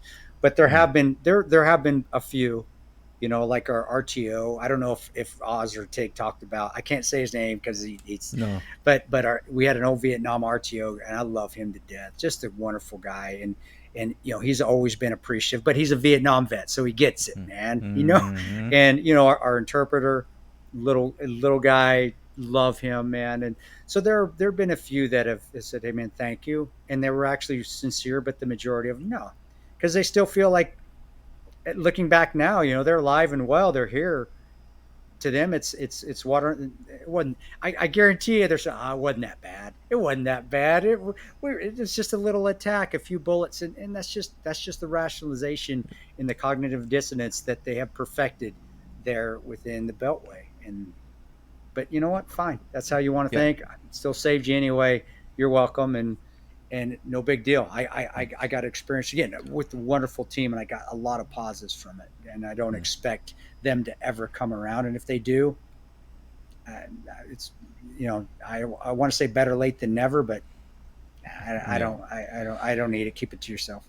Gotcha. And because you've been very generous with your time, I did want to at least end cap it with some. Oh shit, dude! It's been going. Sorry, man. I could talk to you all afternoon, man. All week. We got 30. If you want to go 30 more minutes, we got it. Let's go a few more. Because then I do have some stuff I want to ask you after, once we wrap the recording. But regarding the film, though, the reason I said that the book is more dramatic than the film. Yes, there's some events that needed to be condensed, but you highlighted a very good point. That's opening scene where Jack and Roan are stopped at some kind of roadblock. I was shocked to learn that was a real scene, and as you said, it happened at night. But if I recall, they told me it was about a 20-minute standoff. Yeah. I'm like, wait a minute. That's what drove me a little up the wall. I'm like, hold on. First off, Michael Bay is known for being over the top. Nobody wanted to watch the movie ahead of time because, did you hear the rumors that Michael Bay would have done Black Hawk Down? It would have been so disastrous if he had done so, and now here is his chance of doing Black Hawk Down. This guy that does military porn and all that stuff. Like, come on, you guys shut up. But he does know how to make things look and go. No, he did. He did awesome job. The movie's awesome. He did an amazing job. I was that same doubter at the beginning until. No, but go ahead. No, he did an amazing job. It's not the Transformers guys. It's not The Rock. He did an amazing job. I I love Black Hawk Down. I love Dale Sider. I love those guys, but I thought he did a better job. I thought our movie's better than Black Hawk Down. I don't remember where he was flying from, but he was given 13 Hours, the book, and he read it on that flight, and he was shocked to learn about all that. And the team he assembled around him to get this done, because yes, it was great that he had you, Oz, and Tig as technical advisors for the actors, and I know that John Krasinski had access to Jack Silva, and they had dinner and all that. Some might blame you for Boone's portrayal. Was that your fault? Because what'd they say? I don't. He was the taller, pudgier, and he was always reading a book. Well, Boone was always reading, or watching, or he was watching gun porn on his computer. It was either one of those two things. No, I didn't know who was going to play Boone. When they said Denman and no, hey, Boone's response. I had nothing to do with Boone, and all I says, hey, he was always reading, and he did read Joseph Campbell. He did read, but he did spend a lot of time watching not porn, but gun porn. He was always on his computer watching gun, because just gun stuff all the time. Like, dude, really, man? And I thought Denman's personality of Boone was spot on. I really did. And as far as bigger, come on, do you see Pablo looks like Pablo? Right? I'm something like, come on. If that's a hit, then that's a hit. But Denman's personality to me, and I never talked to Dave Denman, so I don't know how I could have. I never talked to Denman except when we were on set a few times. But his personality, the way I saw Boone whenever we worked, and Boone and I worked. We went to Blackwater together. We were Class 1 of Blackwater. He worked in Iraq together, and we worked in Afghanistan together. He was always just chill. He was always he wasn't your typical loudmouth freaking Marine. Boone was always chill. So when I saw it, I'm like, well, he don't look like you. And I don't know about the pudginess. He's kind of pudgy now. So, but you know, he has reasons for that. But you know, the personality, and he was the one that literally I remember I went after this team leader who came in to teach us. A team leader had to come in. A substitute team leader came in when our main team leader had to leave and go on leave, and this guy was a total just a douchebag. And we were doing some training, and he was going to write up Boone for not doing a training thing correctly that he wanted to see, and I went after it. I was like, "You son of!" And Boone's the one that stopped me. He's like, "Man, get back here." So the leash thing was literal. It was he was on his leash. He's like, because I was going to stand up for Boone. But I mean, I guess I don't think so. But if they feel that way, but as far as the act, I thought they played pretty. And Boone was slaying guys up there with that SR-25, and it's pretty freaking accurate. So cut me some slack, Sarah and Boone. Man. Yeah, Sarah said that's the part they got accurate, the sniping. Yeah, of course. But whatever. That's just it. That it was pretty impressive that Michael Bay, and having you guys as technical advisors, and not just that, the ones that were giving advice to the main actors and doing the boot camp thing and all that. They're GRS guys. They're former GRS guys. And friends with the fallen. So that was like, to them, it was so personal. They had it, you guys are going to get this right. That's why when I finally watched the film, and I didn't watch in the theater, it was sometime after. And when I finally saw it, I'm like, this movie feels very different. And the way these guys are behaving with the weapons doesn't feel like Hollywood. Now they did a good job. Oh my goodness. And that's why another friend of mine, a former Army, and he's in the VA now trying to make a difference. I'm like, more power to you. And I know, good job, bud. Keep doing it. I appreciate that. So he's a big film buff aficionado. So we did a podcast every now and then about movies. And I said, you still haven't seen Benghazi though, so check out the 13 Hours movie and get back to me. And he watched it one very late night. He's not really up late at night, but he did. And he messaged me the next day. He's like, they got it right. I'm like, I know, right? So it shocked me, and the controversy because of the situation and here and there. That's why I was very disappointed in that book that came out right before Boone and Sarah's book. I don't want to mention his name. I kind of name dropped him a few times already. We had him on my show. I get you, nice guy. I know which one you're talking about, but you're right. We don't need to mention. But I was very disappointed that there is a moment in the book talking about the movie 13 Hours and how political it was. Like, did you see the movie? There's only one throwaway line. It's like the media at home is saying it's a YouTube video. I'm just saying what they said. That's it. I'd have a 2.5 hour movie. I know. So I asked him that question. I was like, "Where did we get political?" I asked it because I had him on the show, and like, there's nothing. In fact, we made it so apolitical that we made it over the top. We went out of our way to make it non-political, just so because we wanted to honor Ron and Bub. We wanted to show what happened, and so I was the same way, bro. I was like, "Holy shit!" I'll be honest. That book, I threw it in. I was like, "It's out." See, I marked it up like, "This is wrong. This is wrong. This is wrong." You know what? Fuck it. It's gone. Yeah, that's why I'm like, okay, 10 years later, people that in some way still had a connection or impacted by it still don't get it, still don't see it. That's why I still talk about it. I did a video post before you and I got connected. So it's been a couple of years now. And I did a video post because it was right after I first had Boone and Sarah on. And I made a video. I was at a veterans park, and I was waiting for somebody. I was like, you know what, I'll express myself. And I did. And I'll send it to you if you haven't seen it. But after I did that, Sarah took my video and plastered it absolutely everywhere for the community and said, he gets us.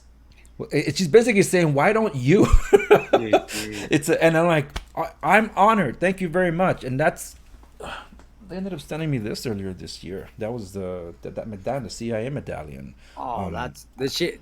Sarah sent that to you? Yeah, Sarah and Boone. Yeah, that's awesome. Dude, yeah, that's awesome. I saw it in the mail. I'm like, well, what's this? And I'm like, what on earth? And I have their card here, but I just don't display it because I protect it. So I'm like, some of my other buddies that serve, they say like, oh, dude, you talk to those legends, huh? It's like, oh yeah. It is an absolute honor, and it is my mission in life to not just get to tell the truth of this, hold all parties accountable, absolutely, but more importantly, the enemy's still out there, and what's been happening since, and that's kind of what the in a way was an update to Benghazi been having Boone and Sarah recently, because they recently did this Hakaya Know Thy Enemy, a thing about Abigate, and it's very important, and just to know just how we're funding all of it, it's just it's crazy. I've got two interpreters that we got from Afghanistan. They live in my little town here, and we've been doing that for years, and they'll tell you we've been funding the Taliban for years, and I think it's gotten worse under this presidency. Well, I know it has. It's been terrible. The reason that it still happens, in my opinion, and this is where I was said at the beginning of the show, where I wanted to say Benghazi kind of opened a Pandora's box. There's great things that we need to keep Benghazi. Don't forget it. Never forget it. Never forget the heroism. Never forget the sacrifice. It really is a testament to human spirit. It really is. It is. And it honors Ambassador Stevens, he was a patriot. He wasn't yes. Like a typical ambassador. Sean Smith, who's just an amazing. I know Pat's awesome. Just a wonderful, his mom, wonderful woman. But Sean, just the little bit I did know him and talk to him, just the nicest guy that I never got any bad feelings on him. Of course, Ron and Bub were freaking warriors. They're heroes, man. But yeah, what I said in about the Pandora's box is that we came out about Benghazi.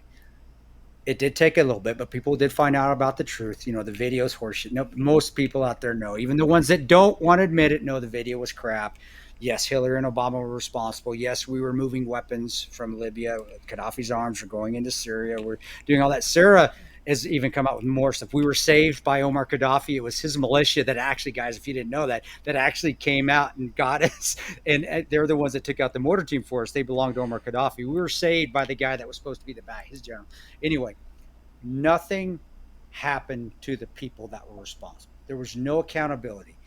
And I told this the second time I testified, and it was the third time I testified, when Trey Gowdy had his committee. Sarah was on that committee. Yeah. I remember I went to Trey, and Trey's a nice guy. He's the one guy that I actually would talk to and would talk like a human being back to me. And I said, sir, you have to make somebody responsible. There has to be somebody that takes the fall for this. We've got enough evidence here. You have to hold somebody accountable. One of these politicians, I said, it doesn't have to be Hillary.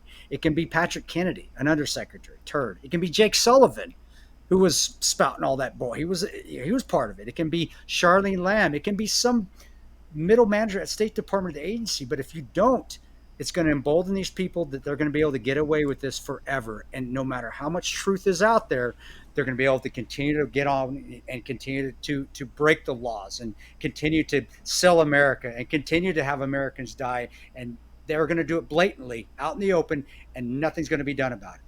And look where we're at. Look where we're at. And Exactly. I said, oh, and I do. So Benghazi, when I said there's great things from Benghazi that has come out that we've talked about, but there's also bad things when we came out and told the truth. And that is the bad thing. It's that we told the truth. You all people, it's the truth. Even the ones that don't want to believe it know it's the truth. Politicians left us to die. A president lied about it, continually lied about it, called it a conspiracy for years after, even though it's not, and we all know that. And nobody that is part of all those murders or manslaughter, whatever you want to call it, of the ambassador, Roan, Sean, Bub, no one's been held accountable. And look where we're at now. We got people committing atrocities left and right. We're giving money to our terrorists. Nothing's happening out there. We're in bed with China. Nothing's happening out there. Yeah. If someone would have been made of example, one thing that scares politicians is prison time and taking all their money. And if somebody would have been made an example, I do honestly believe this, when we were doing all our testimony, I don't think we'd be having these problems with politicians today, because they would be scared shitless, because they'd be like, I can't do this because I'm going to lose my money or I'm going to go to prison or both. And it's not happened. And now they're like, well, I can get away with murder and nobody's going to do a damn thing about it. And Here we are, brother. And it's sad to say, but that's why people like yourself, that's why Sarah, who continues, she's a pit bull, continues to get out and tell. That's why me just getting out here and running my suck. And the movie, so well done. And having actors that have gotten bigger since then, the movie will never die. Because John Krasinski, I mean, shit, he's way up here. Pablo, he's way up here. You know, you've got people. Michael Bay's always been up there, and they did it so well that movie will never go away. And because it isn't political, the movie isn't. People are like, well, we can't take it off. It's not right wing. We can't cancel it because it's right wing. It's because there's not. Yeah. So it's something that Benghazi has a wonderful, wonderful, wonderful things about it. And what happened in the movie, and the movie coming out and us telling it the truth and us still talking. But that is the one negative, is that we open that Pandora's box for politicians to get away with murder, and nothing will happen to them, because nothing did with what took place with us, even though Trey Gowdy found many, many people guilty for leaving us behind. And again, in my book, that's manslaughter, but nothing took place. I mean, shit, Jake Sullivan, he's way up in the Biden administration right now, and he was one of the ones that fabricated the video response. So there you go. Yeah, that truly is crazy. And for everybody else that's listening, wherever you're listening or watching this, I definitely recommend that you guys go check out 13 Hours. And if you have seen it, I recommend you watch it in a way you've never seen it before, because Boone and Sarah and I did an entire live stream and fact check of Benghazi. Oh, did you? I didn't watch that. Did. Oh, I should have watched that. Ah, shit. I've probably got more. I would have more crap to talk shit about too, man. I didn't know that. I'll send you the link. We did the entire film. I first invited Boone. I don't know if Sarah's gonna be available. Was it, can Sarah join? It's like, oh, of course. I even invited Tiggs. I don't want to see it. Like, okay. No, it did. Yeah. I reached. I don't think the invite reached out to you, because I did try reaching out to you before we got connected on X, and it didn't make it to you on time. Buddy, I'm pretty. I change my cell phone number every 3 years. I'm pretty. I mean, once we have it, keep it, and then. But I really do. When I'm home, man, my phone goes off at 5. I'm with my kids, dude. So yeah, you probably did, and I was like, either I saw it or I did. So I'm sorry, man. That's my bad. No hard feelings, man. And that's what I want to get out to people, that definitely check out the film. If you may or may not have known about this, is what I shared before. Whenever I talk about the movie, it's the reason people like me that would have enjoyed watching it when it came out. The reason we didn't is because the media, which we know the Hollywood leftist media is one thing, but the mere fact that it was an election season, and it was perceived to be election season, because there was already controversy when Zero Dark 30 came out, because Zero Dark 30 was like, oh, it's propping up Obama and what he did and stuff like that. So 13 Hours was taken as like, oh, it's going to help Trump. That's why ABC and others over there were getting the orders from the Clinton campaign. Oh, and it was CBS. CBS was huge. They were the ones that were really, because that was two of Obama's the Rhodes brothers, Ben and David Rhodes, and and Jake Sullivan. CBS was huge on misinformation on the movie. And Big time. they were trashing it way before it came out, and a lot Yeah. of us like me bought it because like, oh, it's Michael Bay. So after that, the movie's taken on a life of its own, especially after 2020 when there was really nothing else to watch and people discovered it and are like, dude, Yeah. this movie's really good. And that's why I'm glad that more people are discovering it now. I would have loved to have seen it at the Cowboy Stadium. I'm not a Dallas Cowboys fan, but I would have loved to have That been was to see it. epic, dude. That was fun. I gotta admit that they did Paramount again. We got lucky. Paramount took. We were blessed. We got Michael Bay, Chuck Hogan. Got Paramount Pictures. You had these actors that were just starting to get big. And again, thank God, Krasinski and Pablo, and even Martini's always out there. He's like the hardest working man in show business. James Badge-Dale, another one. These guys, people Yes. are like, oh my gosh, these are big actors in here. Now they're even bigger. And even Dominic Famusa, man, Dominic did an amazing job. Nicest guy in the world. We used to play catch on set. He was a quarterback. I was a wide receiver in college. In between takes, we're out there. I'm running routes, and he's throwing me That's the football. awesome. But we got lucky. We did. We got lucky that it was repped by N3 Arts Entertainment, who is a huge movie production, book publishing, book agency company. We just got lucky that it fell in the right hands of people that may not align politically with us, but are very powerful in Hollywood. And really deep down, I got to know all of them. They have great hearts, and their politics be damned. They're going to put out there a good product, and they put on a freaking great product. That's I'm glad. to me even better today than when I saw it at Cowboy Stadium. But yeah, that was pretty epic, man. Yeah, That would've was been pretty something. cool. Yeah, and because we're gonna have to wind it down here for the audience, I do recommend people check out just buy the steel book if it's still available. It is. Check out the extras where Tanto, Oz, and Tig. It was just Oz and Tig that did a walkthrough first of the entire set, and then you did your solo walkthrough. You're the one breaking down everything, and no, there was no elliptical bike in Bob's room. So No. Well, that was in, like in the main area where Roan was. Rob didn't work out. Heck no. Crazy, man. Yeah, but no, it's awesome to hear these guys talk about like how much of this was recreated. Because when I first saw the film, and then eventually I picked up the book, and when I picked up the book and it has the real pictures, I'm like, I called my wife over. My wife, by the way, just loves watching tales of heroism, and she's always asking me which other military war theme we could watch. She's cut from a different cloth because normally that's not the way it goes. It's normally the husband, hey, watch it with me. No, she's like, is there any more Band of Brothers? Any more Masters of the Air that was this year? It's like, honey, we've seen it all. Okay, let's watch Reacher or Jack Ryan. I'm like, okay. So when I show her the pictures, like, honey, take a guess. What's the set and what's the real thing? It's like, whoa, that's pretty close. Like, I know. And Michael Bay is known for moving quick, so I'm surprised the attention to detail is really, really good on this one. But for people, dude, I before I forget, I gotta show it. So I don't know. These are limited edition. I hope not, because these are fantastic. These are leather keychains that I got. Yeah. This one says "I'll Never Forget 13," and the back has your signature with the Rangers of the Way. Yeah. From Forged Leather from Heath out there. He's been making leather products for us. They're outstanding, guys. They're amazing. These are beautiful, and these actually have the coordinates of both the missions compound and the annex, or where it was the targets, right? Dude, I'm so happy you grabbed them. Those things, yeah, they do very well. And we were talking about earlier. He sells my Battle Line hats, awesome hats, and I still have this wallet that he makes for us too, and I've had that for 5 years. And just the leather products he makes are unbelievable. And hey, man, thanks for grabbing those keychains. Those things, And are that they great. arrived on time for filming, even better. I know. And your book, The Ranger Way, you got your own vodka, you got your own line of apparel. Got a podcast, Battle Line podcast. Battle Line podcast. We just had Gordon Chang on today talking about actually right before I came on yours, Gordon came on to talk about the China spy in the New York. Yes. But normally it's veterans or guys I've worked with, or we'll have Pablo was on. We'll get Rockstar.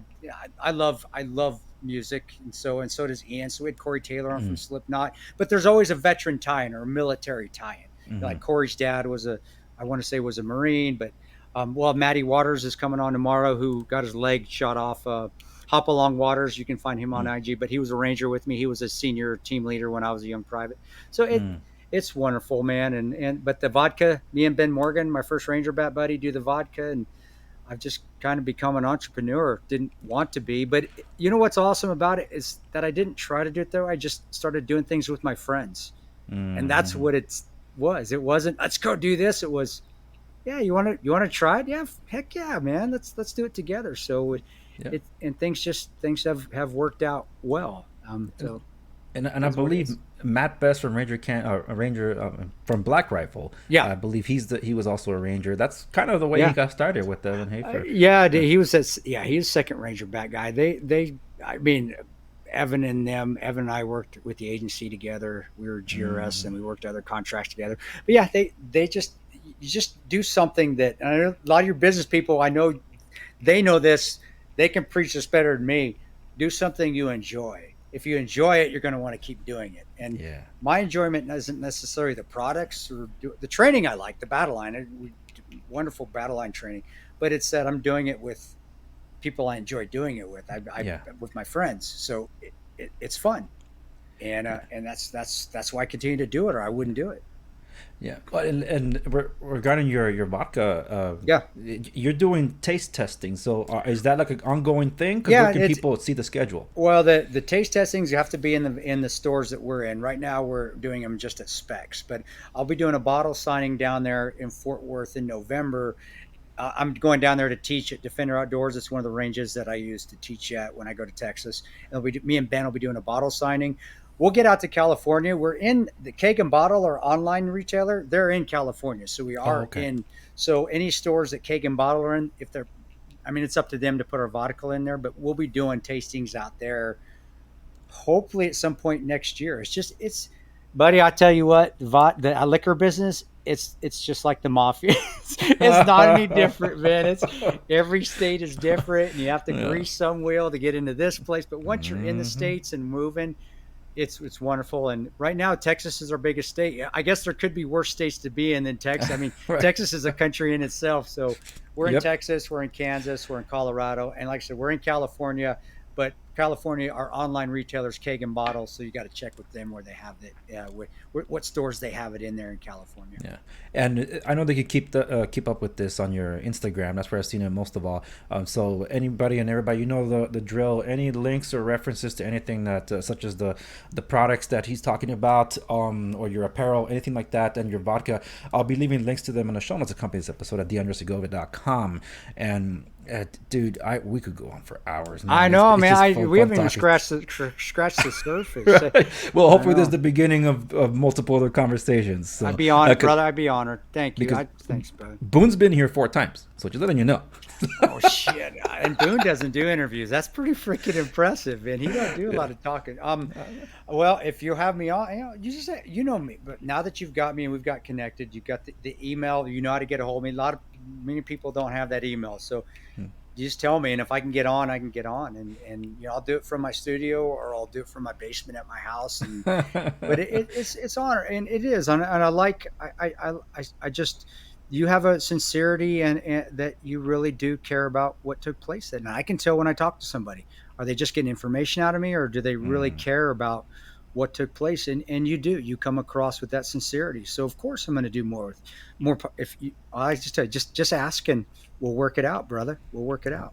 Well, I definitely appreciate that, and I'll let you have the last word to sign off for the audience. Where's the best place they can follow Tanto? Just my website, Paronto.com. I'm shadow banned hard on Instagram and Facebook, but I am on there. And Chris Tanto Paronto, just got a real Chris Tanto Paronto on Instagram, and then Chris Paronto or Tanto on Facebook. And they've got the blue checks. I am on X. I just got back on X a couple months ago. It's just K Tanto P. I don't have a blue check mark.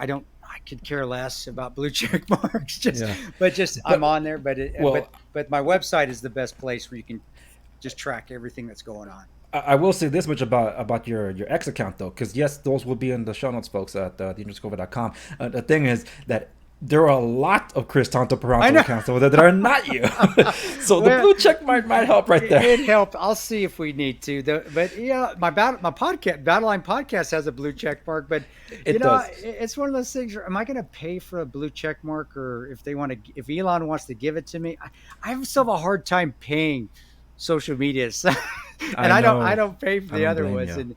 And yeah, Instagram and Facebook, because I'm so outspoken on liberalism, they're probably going to take my blue check mark away from me one of these days. But I'm there, man, and that's where you and I crossed paths, was Instagram. It Yes, was that there, was. and we got but the website is where you can find out whatever's going on with me, whether it be battle line classes, tastings, apparel that we do have, and the book signings. Book signings, still books. I can still get a hold of all those, and so if you want signed stuff, just go to the website, guys. And I'm telling you what, when it comes through, I just go grab it out of my closet. I sign it at my table, and me and my wife mail it out ourselves. It doesn't. There's no third party except for the shirts. Jeremy Mitchell makes my shirts, and Jeremy's one of my instructors, and he runs. I mean, he really keeps my stuff organized. And he was a former Army buddy that worked at Gitmo. He's got his own stories from Gitmo back in the day. And so the apparel, him and his wife make them, because I can't.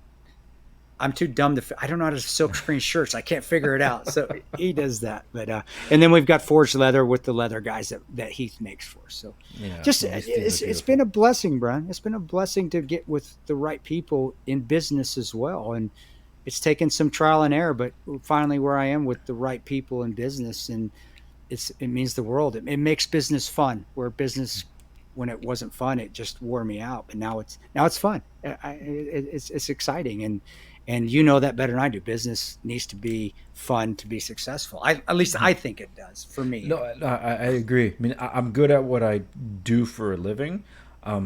It wouldn't have been my first choice, but I surrendered my will to God. So He told me I'm going to do this. Like, but I want the white collar work. It's the path, man. Yeah. It's the path. You may not have a bullet with your name on it if you went the other way. So you're doing the right things, and you are. And I definitely appreciate that, folks. Go follow Tanto, check out 13 Hours. And for those interested, I will be leaving a link wherever you're watching this, wherever you're listening to this, in the description down below, so you can check out the 13 Hours live stream that I did. Full fact check. You're going to be blown away, even if you've seen it before. People joined the live stream to, just express themselves, and then came out of that realizing they didn't know a thing about what happened that day. So it was really interesting to see. But for the rest of you, Tanto, dude, this has been an absolute pleasure. Don't hang up yet, but thank you so very Thank you much. for having me this long, brother. I talk too much. I go down rabbit holes. And for your audience, it's been truly an honor to be on your show and talk to your audience, man. And I hope we get to know each other, and I get to do 4 or 5 interviews, just like Boone. We'll do. But thank you, bud, for having me on, and thank you for saying thank you for your service. I really appreciate that.